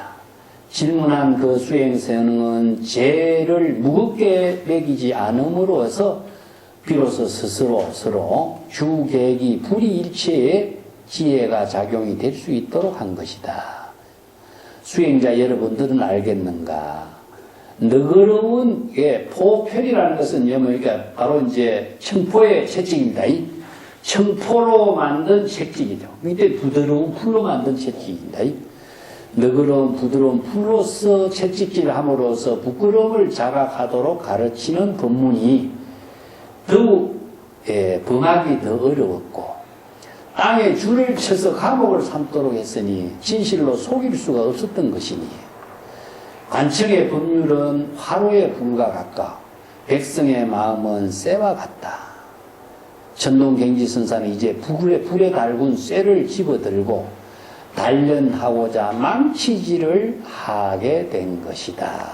이게 조동종의 가풍입니다. 이게 막 방망이를 직접 때리고 치고 하는 이런 문제가 아니라 부드러운 거 비유로서 은유적인 모든 사례를 다 제시해가지고 직접 본인이 철저하게 자각하게 하는 법을 제시하고 있어요. 그게 조동종의 가풍을 이해하는 것은 많은 고사를 등장시키고 있다. 이게 옆에서 일어나는 방정이다. 곁에서 일어나는 사례를 빌려서 법을 설하고 있는 법문이다. 자, 그리고 죄를 무겁게 부과하지 않는다. 그것도 이제 요와 비슷한 말이요. 임재종에서도 그 황벽의 방망이를 3돈방을 맞은 사람은 누구냐? 임재죠, 그죠? 그래서 3돈방은 20방망이 3번 맞았으니까 1돈방이 20방망이거든. 그 형벌에서 3돈방은 최고의 형벌이다. 이제 형벌에서 사용하는 죄인데 3돈방은 최고의 무거운 죄를 지은 사람이 때리는 것인데 그래서 임재가 3돈방을 맞았다.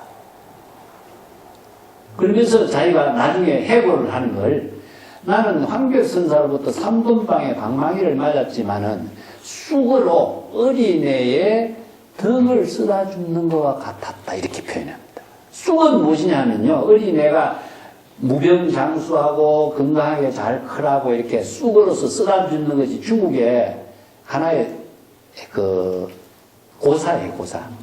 그래서 이제 쑥이라고 하는 것은 모든 잡기나 병을 치료해주는 비유법으로서 그냥 그런 비유인데 그만큼 이제 그런 비유를 쓰는데 여기서는 청포로서 채찍을 만들어서 제자들을 지도한 것을 비유하는데 채찍을 맞은 사람도 아픔을 느끼지 않기 때문에 부끄러움을 느끼지 않는 거죠. 그리고 자각을 함으로 해서 철저한 깨달음을 더욱더 스스로 체득할 수 있도록 했다. 이런 이제 종지입니다. 그리고 땅에다가 뭡니까? 감옥에 설을 껐다. 그건 나갈 수 있죠. 그렇지만 스스로 자각해서 여법한 경지를 이루게 하는 가르침이다. 그런 비유법을 이제 사마천에 있는 고사를 사용해가지고 이런 비유법을 쓰는 겁니다. 자, 13쪽에 그 밑에 이제 고금 현문에 사람의 마음이 쇠와 같고 관법은 화로와 같다 이런 말이 있어요. 이 말은 명심보감에도 나오는데 법률로 정해진 여기 정해진 것이 아니라 정해지는 겁니다. 법률로 정해진 형벌은 사람의 마음을 단련하게 하고 왜곡된 것을 바로 잡아주기 위한 것이다. 예를 들면은 화로불에 쇠를 달구어서 망치로 치고 때리고 단련하는 것과 같다. 망치로 치기만 해서도 안 되고 단련시켜서 쓸모있는 물건이 되도록 하는 것이다. 이걸 겸추라 그럽니다. 겸추. 그 밑에 내가 써놨습니다만은 척추, 겸추 이런 말을 쓰는데 스승이 제자를 지도하는 것을 척추, 겸추라 그래요. 그래서 스승의 많은 방망이, 망치를 맞아해서 한 사람이 훌륭한 지혜와 덕을 갖추는 그런, 이게 이제 서경이라든가 논어에서 이야기하는 절차탕마. 그래서 절차탕마는 도반끼리 나누는 지혜를 가꾸는 것이고, 스승이 제자를 지도하는 것은 이게 겸추, 척추 이런 말씀입니다. 첩이라는 것은 집게, 불에 달구어진 것을 찝는 것이 첩이고 추라는 것은 때리는 거예요. 그래서 집게로 찝어가지고 때려서 하나의 물건으로 만드는 것, 쓸모있는 물건으로 도구로 만드는 비유를 제자 교육에다가 쓰고 있습니다. 개성을 봅시다. 사륜강하니 호령분이로다. 이 사륜은 천자가 칙명을 내린 것을 사륜이라고 해요. 비단에다 썼거든요. 비단에다가 황제의 칙명을 써서 내리는 겁니다. 이걸 사륜강이요. 또 호령은 장군이 전쟁터에서 병졸들을 호령하는 것을 호령합니다. 이건 하나는 천자의 명령이고 하나는 장군의 명령이에요. 그래서 천자는 뭐에 비유합니까? 군에다 비유했고 장군은 신에다 비유합니다. 천자는 천자의 영역으로서 역할이 있고 장군은 장군의 역할로서 영역이 있는데, 자, 천자의 명령하고 장군의 명령이 하나가 되어서 나라가 평화의 태평을 이루게 하는 그 묘형을 군신해호라고 그래요. 조동명에서는. 이걸 비유법으로 쓰라고 있는 거죠. 성지를 청성지하라. 성지는 황제의 명령, 뜻을 잘 따르라 이 말이고, 또 유의자찬이요. 자, 장군의 명령을 입에하는 자는 참할 것이다. 그래서 이제 정법을 여법하게 실행하지 않으면은 참이라는 것은 무엇이냐? 바로 살인도, 중생심의 모든 망념을 다 차단하게 하고 바르게 할 때 지혜를 이루게 하는 그 칼을 휘두르게 될 것이다. 살인도 활임금을 이렇게 비유한 겁니다. 그 뒷장에 봅시다. 뭐 윤지라든가 이런 말은 그 논어 얘기 같은 데도 나오기도 하고, 이런 고사를 참 우리가 지금 어려운 읽어가면서 얼마나 많은 고사가 등장하고 있어요. 이런 고사가 세속에서 이루어지는 모든 문헌, 역사, 사기, 자료 이런 것을 다 여기서 그대로 전부 다 선의 지혜로 실행할 수 있도록 활용시키고 있죠. 그 밑에 또 한번 봅시다. 환중천자요 세계 장군이다. 이 말은 이제 유명한 천동경지선사의 묵조명에도 나와요. 그래서 천동경지선사의 종지를 묵조명이라고 하는 유명한 그 개송을 엎었는데, 천동경지선사가 이 말을 가끔 써요. 환중은 무엇이냐? 천자가 있는 그 황궁을 환중이라고 합니다. 근데 이 황궁이 무엇이냐면은 나라의 가장 중심 포인트란 뜻이죠. 그렇지만은 거기에서 내리는 명령이, 천자가 내린 명령은 온 나라에 두루 하는 겁니다. 이걸 뭐냐 하면은 진여법신에다 비유한 거예요. 진여법신에다 비유했고, 군이라고 그랬죠. 세계 장군은, 세계라고 하는 것은 한 지역입니다, 지역. 그래서 이제 뭡니까? 색은 왜 오랑캐를 막는 요새를 말하죠, 그죠? 그 요새를 담당하는 사람은 누구냐? 장군이에요. 그래서 장군은 온 나라 가운데 한 부분을 담당해요. 그래서 이제 황제는 한 명이지만 장군은 어떻습니까? 무궁무진하게 많아야 되는 거죠. 그래서 장군은 여기다 방편지에다 비하는 거죠. 황제의 명령은 진여본식이고 방편의 지혜는 시절 인연에 따라서 적군의 동향 상황에 맞추어서 장군이 명령을 내리는 거요. 방편지예요. 이게 조동종의 종지로서 군신해호라고 합니다. 그래서 군신이 하나로 이루어지는 노용을 펼칠 때에 천하태평이 이루어지는 것을 이렇게 비유한 거죠. 그러니까 군인 망국이요 독진일방이라. 그래서 군은 황제는 모든 천하를 다 군림하고 담당하는 능력인 것이고 장군은 홀로 한 지역을 통치하는 영역이다. 이걸 방편지라고 표현하고 있어요. 이것은 이제 우리가 경전에서 사용하는 이 언어를 이런 고사를 가지고 표현합니다. 자, 이걸 진여법신하고 지혜작용, 예, 체화용, 이제 이런 비유법으로 이제 조동종의 종지를 쓰라고 있는 것이죠. 그래서 이제 조동종의 종지는 누가 맨 처음에 지으셨냐면 동상양계선사입니다. 그래서 동상양계선사가 보경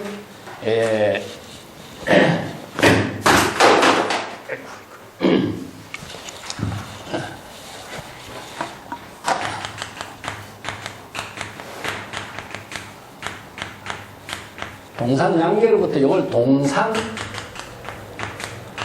동상이라고 이렇게. 동상은 무엇이냐면 동상양계로부터 비롯되는 조동종의 종지라는 뜻입니다.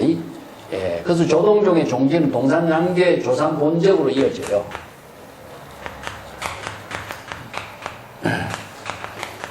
그래서 이걸 조상 본적하고 동상양계하고 해서 조동종이라고 하는 명칭이 붙게 된 거죠. 그래서 이 종지가 개성되는데 이 종지는 누구냐? 군신으로 이야기해요. 군신. 그래서 군신 오이 이렇게 표현합니다. 군신의 관계가 5가지로서 이렇게 설명을 책 있게 임재종에서는 뭡니까? 빈주, 사빈주, 4가지 빈주로서 설명했는데 여기서 조동종에서는 군신 오이로 설명해. 5가지를 분류해. 이것은 이제 오이라고 하는 것은 군신이 어떻게 잘 조화 있게 이루어지면서 시절 인연에 맞추어서 작용하는가를 설명하고 있어요. 이건 뭐냐면은 진여 본신의 체, 이거는 지혜작용입니다. 그래서 여기서는 군신을 여기서 황제에다 비유했고 여기 신을 뭐죠? 장군에다 비유한 겁니다. 그래서 황제와 장군, 군신이 불의의 묘용으로 되는 것을 해호라고 해요. 해호라고 하는 것은 상응하다, 불이 일체로 이루어지다 이런 의미예요. 근데 해오라고 한 말도 서로가 잘 융화를 시켜서 서로가 하나도 차질 없이 이루어지고 있는 것을 표현해요. 이것을 마치 무엇이냐면 함의 뚜껑하고 함이 딱 들어맞았다. 이런 비유법을 또 써요. 근데 우리가 지난번에도 도란선사의 종지 같은 경우 무엇이냐면은 주팔동시라고 그래요.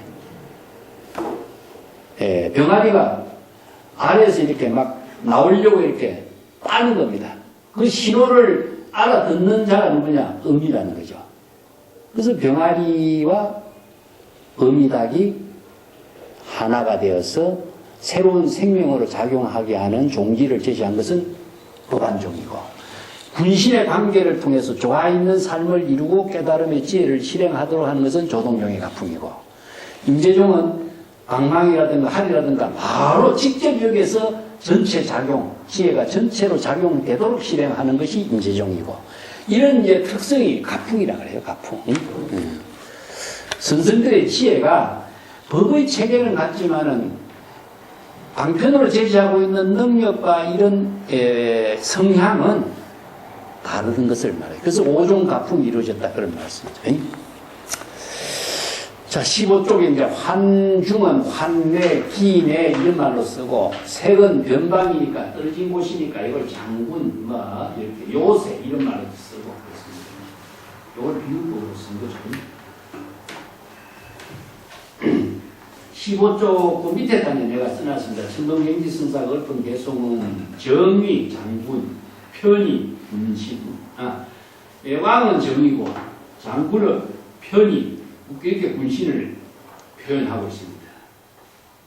그래서 정변해호, 군신해호 이 종지가 조동종의 중지다.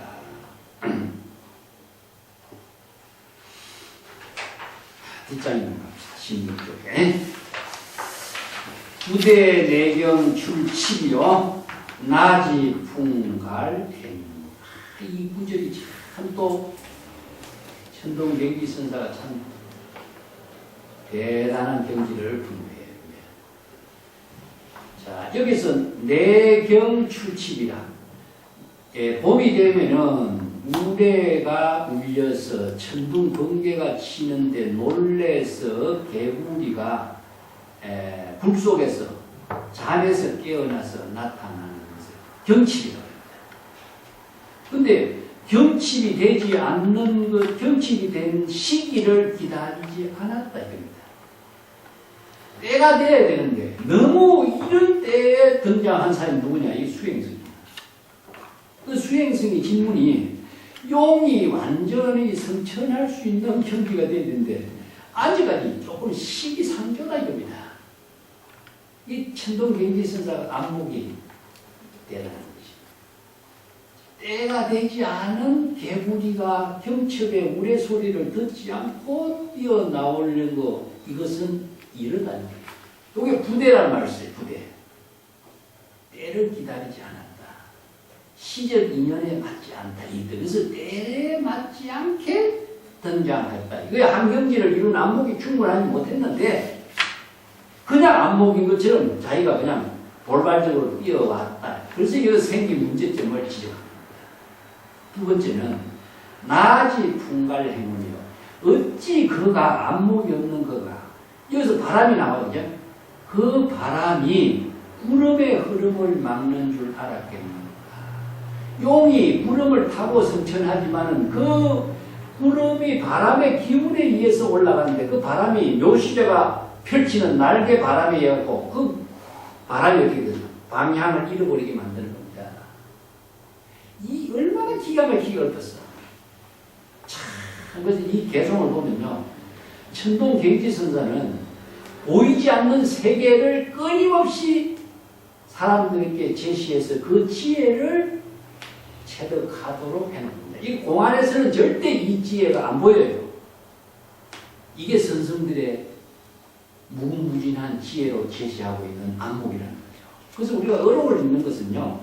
이런 보이지 않는 세계를 보이게끔 드러내줌으로써 우리들의 눈이 개안이 되게 하는 힘을 제공해 주기 때문에 우리가 이 어록을 공부하면서 그 시대의 선성들과 같이 함께 지연관계를 이루게 하는 겁니다. 그래서 끊임없이 어록을 공부하지 않으면요. 이런 무궁무진한 지혜를 우리가 같이 함께 공유할 수 없는 거죠. 그래서 경전의 한계와 어록의 무궁의 세계가 나와요. 경전이라는 것은 우리가 금강경, 법화경, 유마경, 규율법으로, 인연법으로, 단편법으로 딱 제시한 내용이 딱 들어 있어요. 그것에서 한계를 극복한 것이 뭐냐? 선선들의 지혜라는 거죠.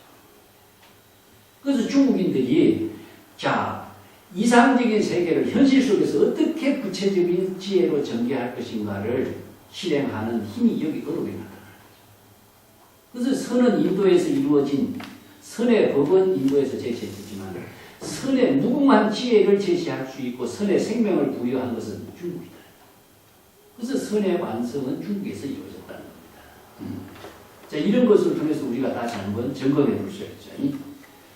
자, 우리가 앞에서 단순하게 용이 그대가 용으로 등장한다면 난 요시지로서 잡아먹겠다. 요 말밖에 안 나왔잖아. 천동은 뭐 어떻게 봅니까? 그 보이지 않는 세계, 용이 잡아먹는 걸로 끝나지 않는다. 그대가 용으로서 바람을 타고 올라왔지만 그 바람의 방향을 내가 묘시된 날개를 통해서 완전히 방향을 바꿔놓을 테니까 네가 어떻게 용을 타고 올라가겠느냐.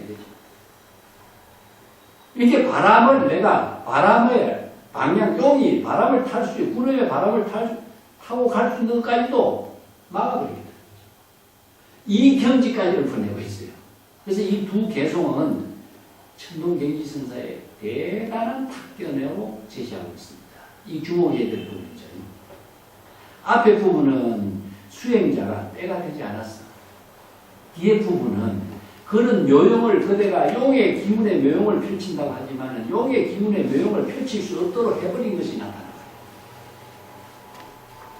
묘시조가 용을 잡아먹는으로서 근데 여기서는 묘시조가 날개짓을 하늘 통해서 이루어지고 있는 그 경지까지도 읊어보고 이게 참 선설들의 통찰력이다. 이게 그냥 나올까?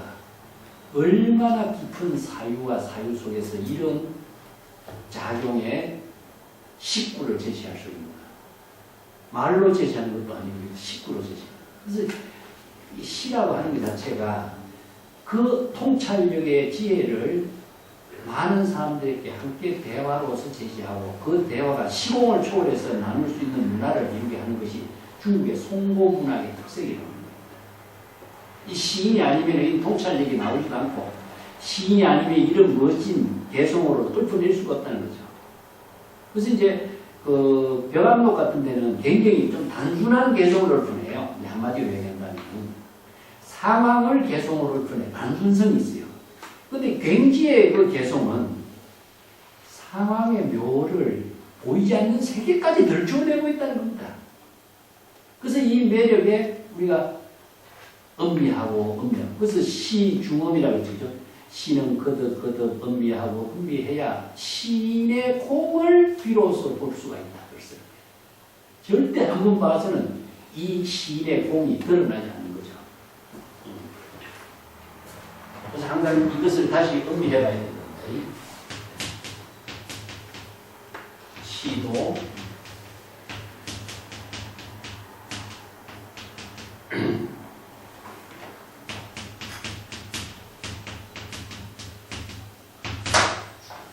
시는 거듭 음미한 경지에 이르러서야 비로소 시인이 제시하고자 하는 공이 보이기 시작합니다. 절대로 함께 보이지 않아요. 시인은 그 시를 하나 읊어내기 위해서 은유와 비유를 숨기고 숨겨가면서 읊어내요. 남이 쉽게 아는 것은 시로 쓰지 않습니다. 그냥 한마디 말로 끝내지. 그래서 시인이 아니면 그 시를 논할 수가 없다는 말씀인 거죠. 그래서 시 속에는 아까도 얘기했지만 은유적인 표현, 비유적인 표현, 아니면 우화적인 표현, 아니면 여러 가지 고사. 그래서 중국의 문장가들은요, 이것을 잘 활용할 수 있는 사람만이 좋은 문장을 쓴다. 그리고 우리가 최치원의 그 비문 문장이 어려운 이유가 너무나 많은 고사를 많이 사용해서 최치원의 사삼비명이 어렵다고 소문난 이유가 이거예요. 그래서 최치원이 천재적인 문장가라고 하는 주목을 받는 것이 그냥 문장을 서술적으로 알기식에 쓴다면 그 문장가라고 하지 않아요. 그냥. 남이 노력하고 음미하고 사유하고 이 경지의 내용을 다 알아야 시인과의 대화. 그래서 시인이 아니면 시를 논하지 말라는 말을 자, 바람이 구름의 흐름을 막았다. 이게 열자의 탕문편에 나오는 고사입니다. 이 고사도 우리가 주목해 봐야 되기 때문에 내가 같이 읽을게요. 설담이라는 사람이 가요, 노래를 하고 있습니다. 진청이라는 사람이 명인에게 노래를 배웠어요. 그런데 한번 배우고 익혀서 미숙함에도 불구하고 스스로 만족하고 나는 한경지를 이루었으니까 떠나가겠습니다. 이제 진청은 아직 가요의 진정한 극치를 그대는 아직까지 체득하지 못했으니까 좀 더 열심히 수업을 하도록 권했어요. 그럼에도 불구하고 설담은 뒤로 돌아보지 않고 나는 이 정도의 경지를 나는 자부심을 느낀 거죠. 이제 진청이 그를 전송하고자 멀리 교회까지 따라갔는데 그곳에서 자기가 노래를 한 불렀어요. 비가의 노래 소리 숲의 나무를 흔들고 그 노래 소리의 울림이 행운의 흐름을 가로막았다. 행운에 가로막았다 이 말씀. 그래서 이 고사에서 나와요. 예. 그래서 이제 설담은 그 노래 소리를 듣고 다시 놀라고 감탄해서 자신이 천박한 생각을 하고 고향으로 돌아가는 것을 포기하고 진청을 진짜 스승으로 모시고 그의 일생 동안 그의 곁을 떠나지 않고 같이 그 노래를 배우고 익히는 그 세월을 갖게 됐다. 이런 고사가 있어요. 이게 뭡니까? 설불이 조금 한두 마디 알아서 섣불리 아는 것으로 한경지를 이루었다고 하는 사람에게 던지는 교훈이거든요. 그래서 한경지를 이루고자 하는 것은 끊임없는 노력이 필요한데 그냥 갑자기 이 정도면 나 한경지 이루었다 생각해버리고 사람이 교만해지기 시작하는 거죠. 이걸 불교에서는 정상만이에요. 정상만. 예. 이게 이제 뭐 장자 같은 데도 비유가 많죠. 이 장자에도. 그 연달자연이라고 한 경지를 이루는 자연의 경지를 이룬다라고 하는 것은 쉽게 이루어지지 않거든요. 그런데 사람들은 그 이론만 알고 알았다고 자신감 가지고 하면서 교만감이 생긴다 이런 말이죠. 이걸 이제 경칩에 떼도 되지 않는데 개구리가 먼저 튀어나옵니다. 이 수행자를 이렇게 비유한 거죠. 그때가 용에 구름을 타고 용이 바람을 타고 올라간다지만은 묘시조가 한번 바람 날개짓 하면은 그 바람의 방향이 바뀌고 바람이 일어나지 않는데 어떻게 구름을 따라서 용이 승천한다고 하겠습니까? 이 참 천동맹지가 이런 고사를 가지고 이렇게 읊어낸다는 건 참 대단하죠. 감탄이 되는 것이 볼 때마다.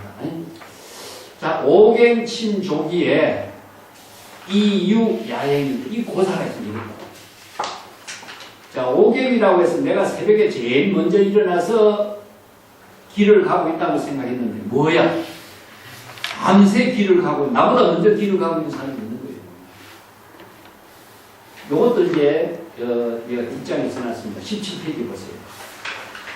사기 황석공이라고 하는 인물이 있는데 황석공이 이제 유명한 노인네가 되어가지고 장량을 만났어요. 장량은 누구죠? 이제 그 한나라 유방이지. 유방의 그 참모예요. 그래서 장량이 황석공으로부터 강태공의 그 뭡니까? 병법을 비전을 받아요. 그래서 장량이 성장하게 된 고사가 이 고사인데 황석공이라는 노인네가 언제 어디 다리 위로 오라 하니까 자기가 먼저 가야 되는데 노인네가 먼저 와 있는 거예요. 다음에 또 약속을 하니까 또 가니까 노인네가 먼저 와 있는 거예요. 그래서 이게 제자로서의 노인들에게 하는 매법이 아닌 줄 알고 장량이 이제 밤새 그가 있는 거예요. 그러니까 황석공이 와서 강태공의 병법을 전해줘요. 그래서 장량이 그 병법을 익혀가지고 나중에 유방의 참모가 되어가지고 천하를 통일하는 그 역할을 했다. 이 고사예요. 그래서 장량이 자기보다 먼저 일찍 갔다고 생각했는데 자기보다 먼저 가 있는 사람이 누구예요? 황석공 노인된 거죠. 이게 스승이 먼저 와 있는데 제자가 뒤에 간다는 게 말이 안 되는 거거든요. 중국에서. 그 기본 예법이 안 됩니다. 제자로서의 기본 예법이 안 됩니다. 그래서 이런 경지를 여기다 비유시킨 겁니다. 흥양선사는 황석공과 같은 인물이고, 예, 노인에게 꾸중을 받은 장량은 뭡니까? 수행이죠. 그래서 이런 고사를 여기다 대입을 시켜가지고 이 법문의 의미를 더욱더 깊이 있게 잘 이해하고 자각할 수 있도록 제시하고 있는 것이다. 자, 17장에 그 밑에 계속 어렵습니다. 기저 연면해요. 자유 금치목선이로다. 그래서 기는 배틀입니다. 배틀. 배틀 밑에는 뭐가 있습니까? 비단이 쫙 널려져 있죠. 배틀 밑에 비단은 그냥 비단이 배틀로서 이루어진 것이 아니라 바늘하고 실이, 자, 진녀가 바늘과 실을 가지고 배틀에 앉아서 배를 짰기 때문에 배틀의 밑에 배가 있는 것이다. 이 이야기입니다.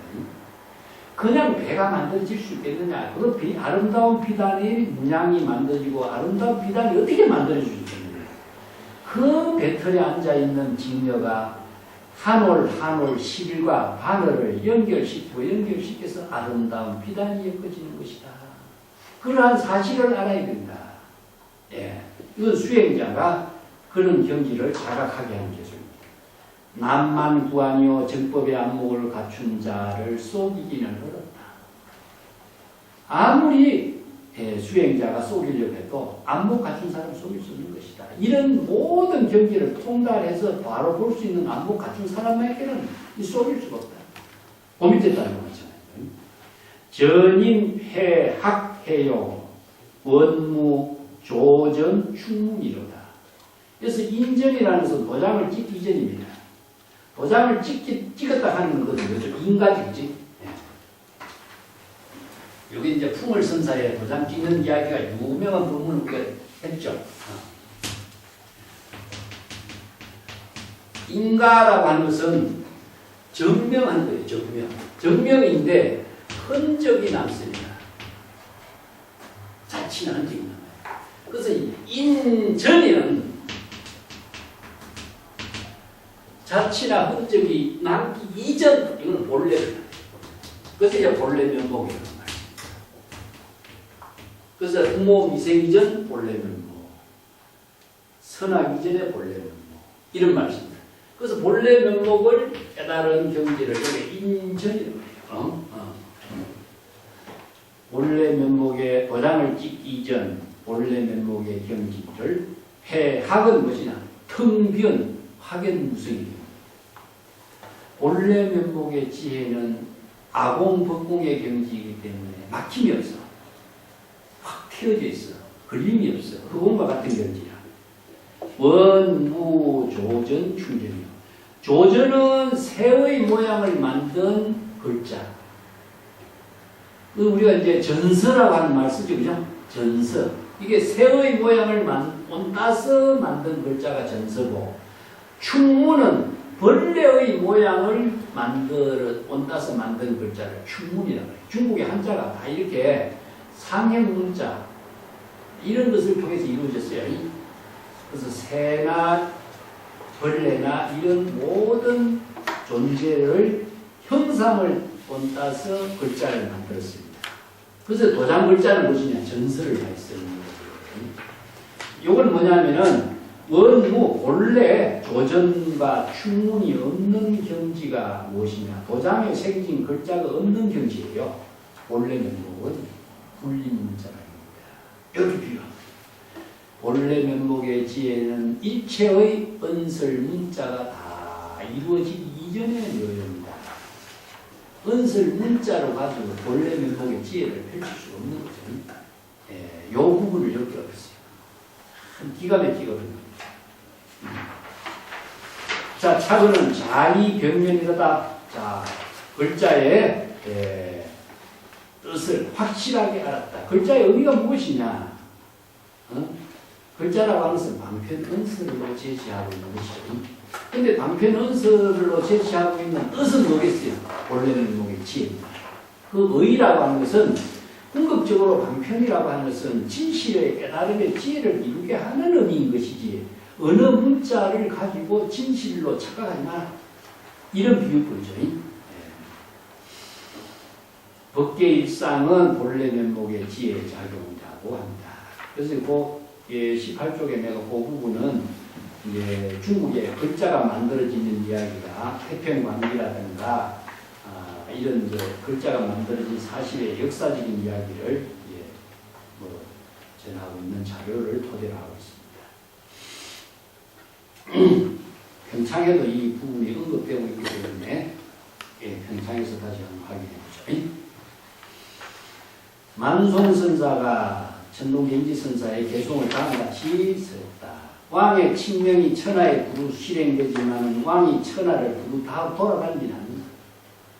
애기 치편에 왕의 말이 실과 같지만 그 말이 퍼져나와서 끈과 같이 되고, 왕의 말이 끈과 같이 되면 그 말이 퍼져나와서는 밧줄과 같이 단단하게 된다. 그러므로 대인은 그때 말을 하지 않는다. 자, 왕의 명령은 그만큼 귀중하다는 겁니다. 왕의 명령을 여기서 이제 방편의 본문의 의미를 두고 있어요. 선성들의 선문답 한마디 한마디는 그냥 이루어지지 않는다. 왕의 명령과 같은 말이다. 19쪽에 봅시다. 사갈용왕이 바다에서 나오자 묘시조가 권세를 실행하고, 호령이 이미 나는 거죠. 이게 장군의 호령입니다. 장군의 호령이 실행되고 나뉘어졌다는 것은 실행됐다는 것이에요.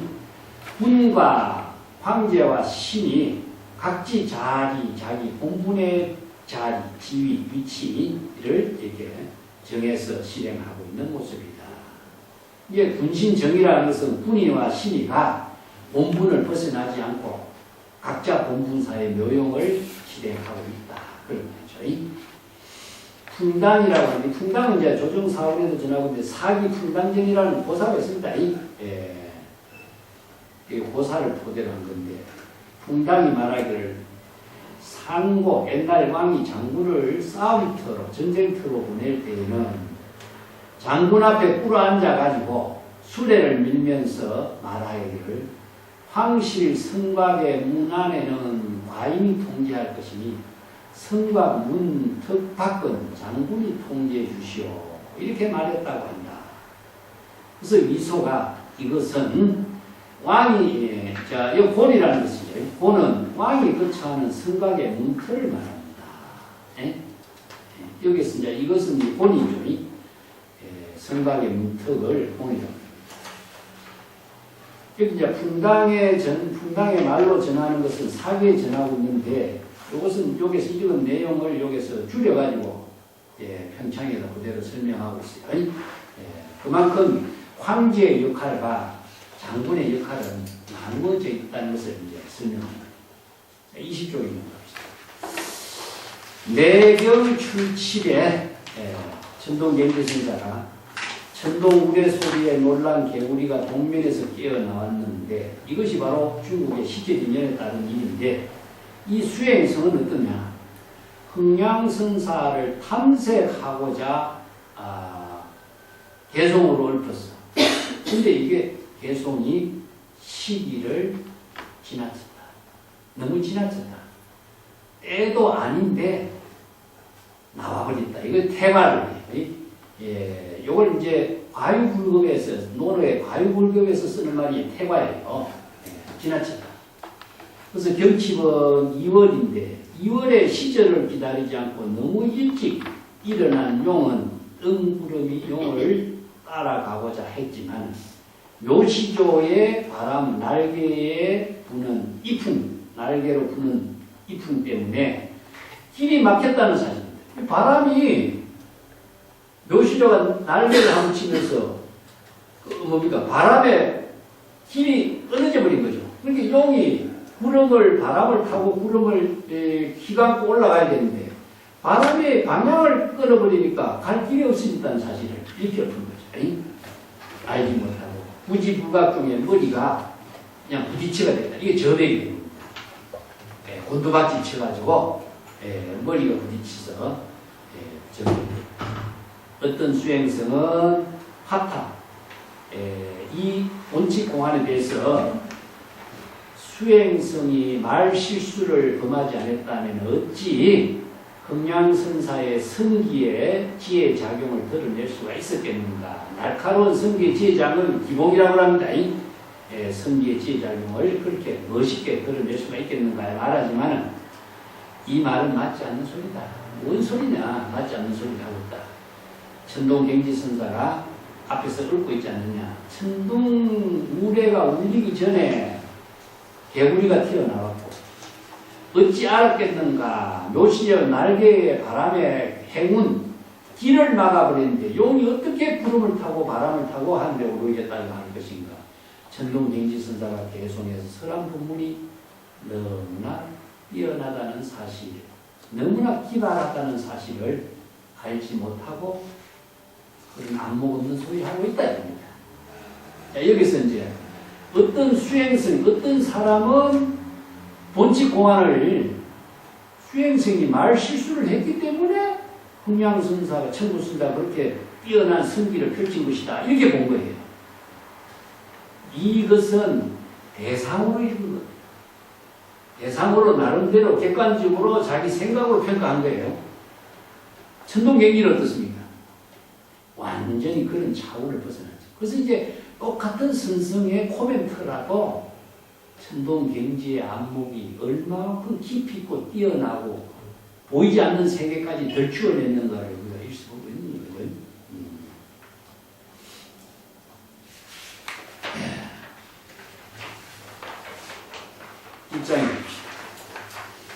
진동경지선사는 배틀 밑에 이어진 직물, 비단입니다. 이 배틀 밑에 이어진 비단은 금바늘과 옥실의 그 묘용으로 엮어진 사실이다.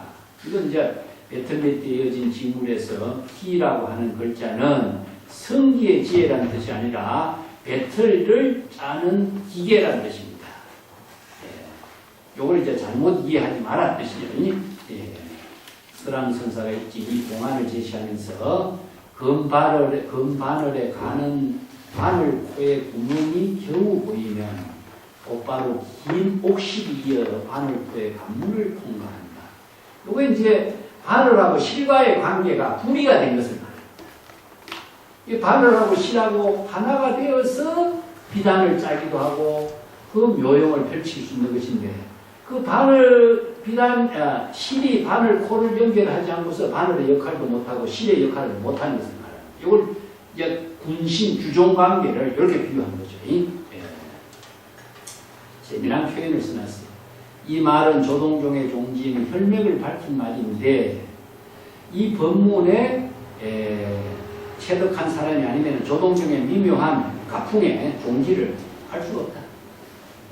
조동종의 가풍을 이을 사람은 이런 조동종의 종지를 알아야 됩니다. 이런 말이죠.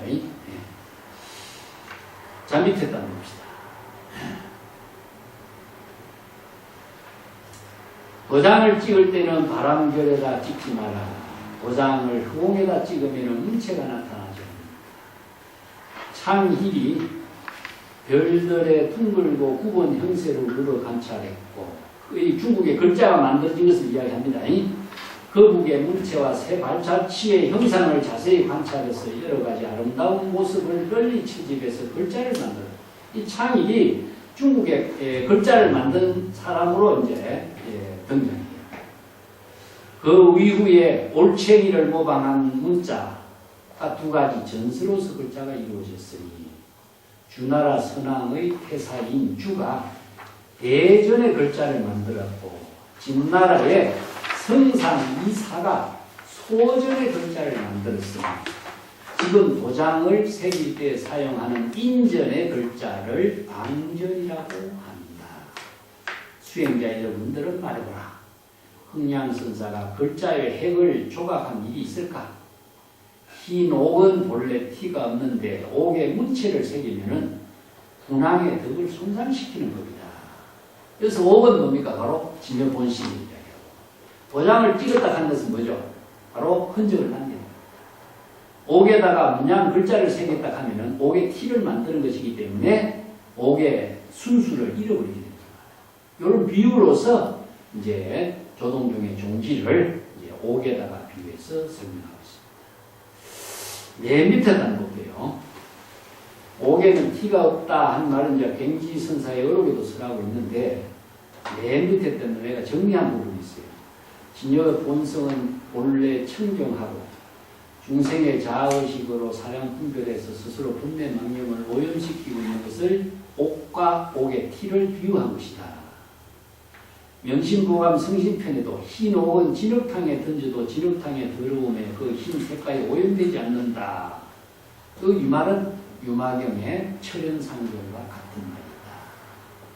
자, 그렇기 때문에 옥은 흰 색깔을 유지함과 동시에 옥의 아름다운 빛깔까지도 함께 작용하고 있는 거죠. 그것을 이제 진여 본심의 지혜로 작용하는 것을 옥에다 비유한 거죠. 자, 조동종의 종지를 설하고 있는 부분하고 가풍이 이어진 역사적인 사실하고 이 두 가지 문제가 본칙공안에 다 실시되고 있어서 굉장히 중요한 한칙의 공안이라고 할 수 있습니다.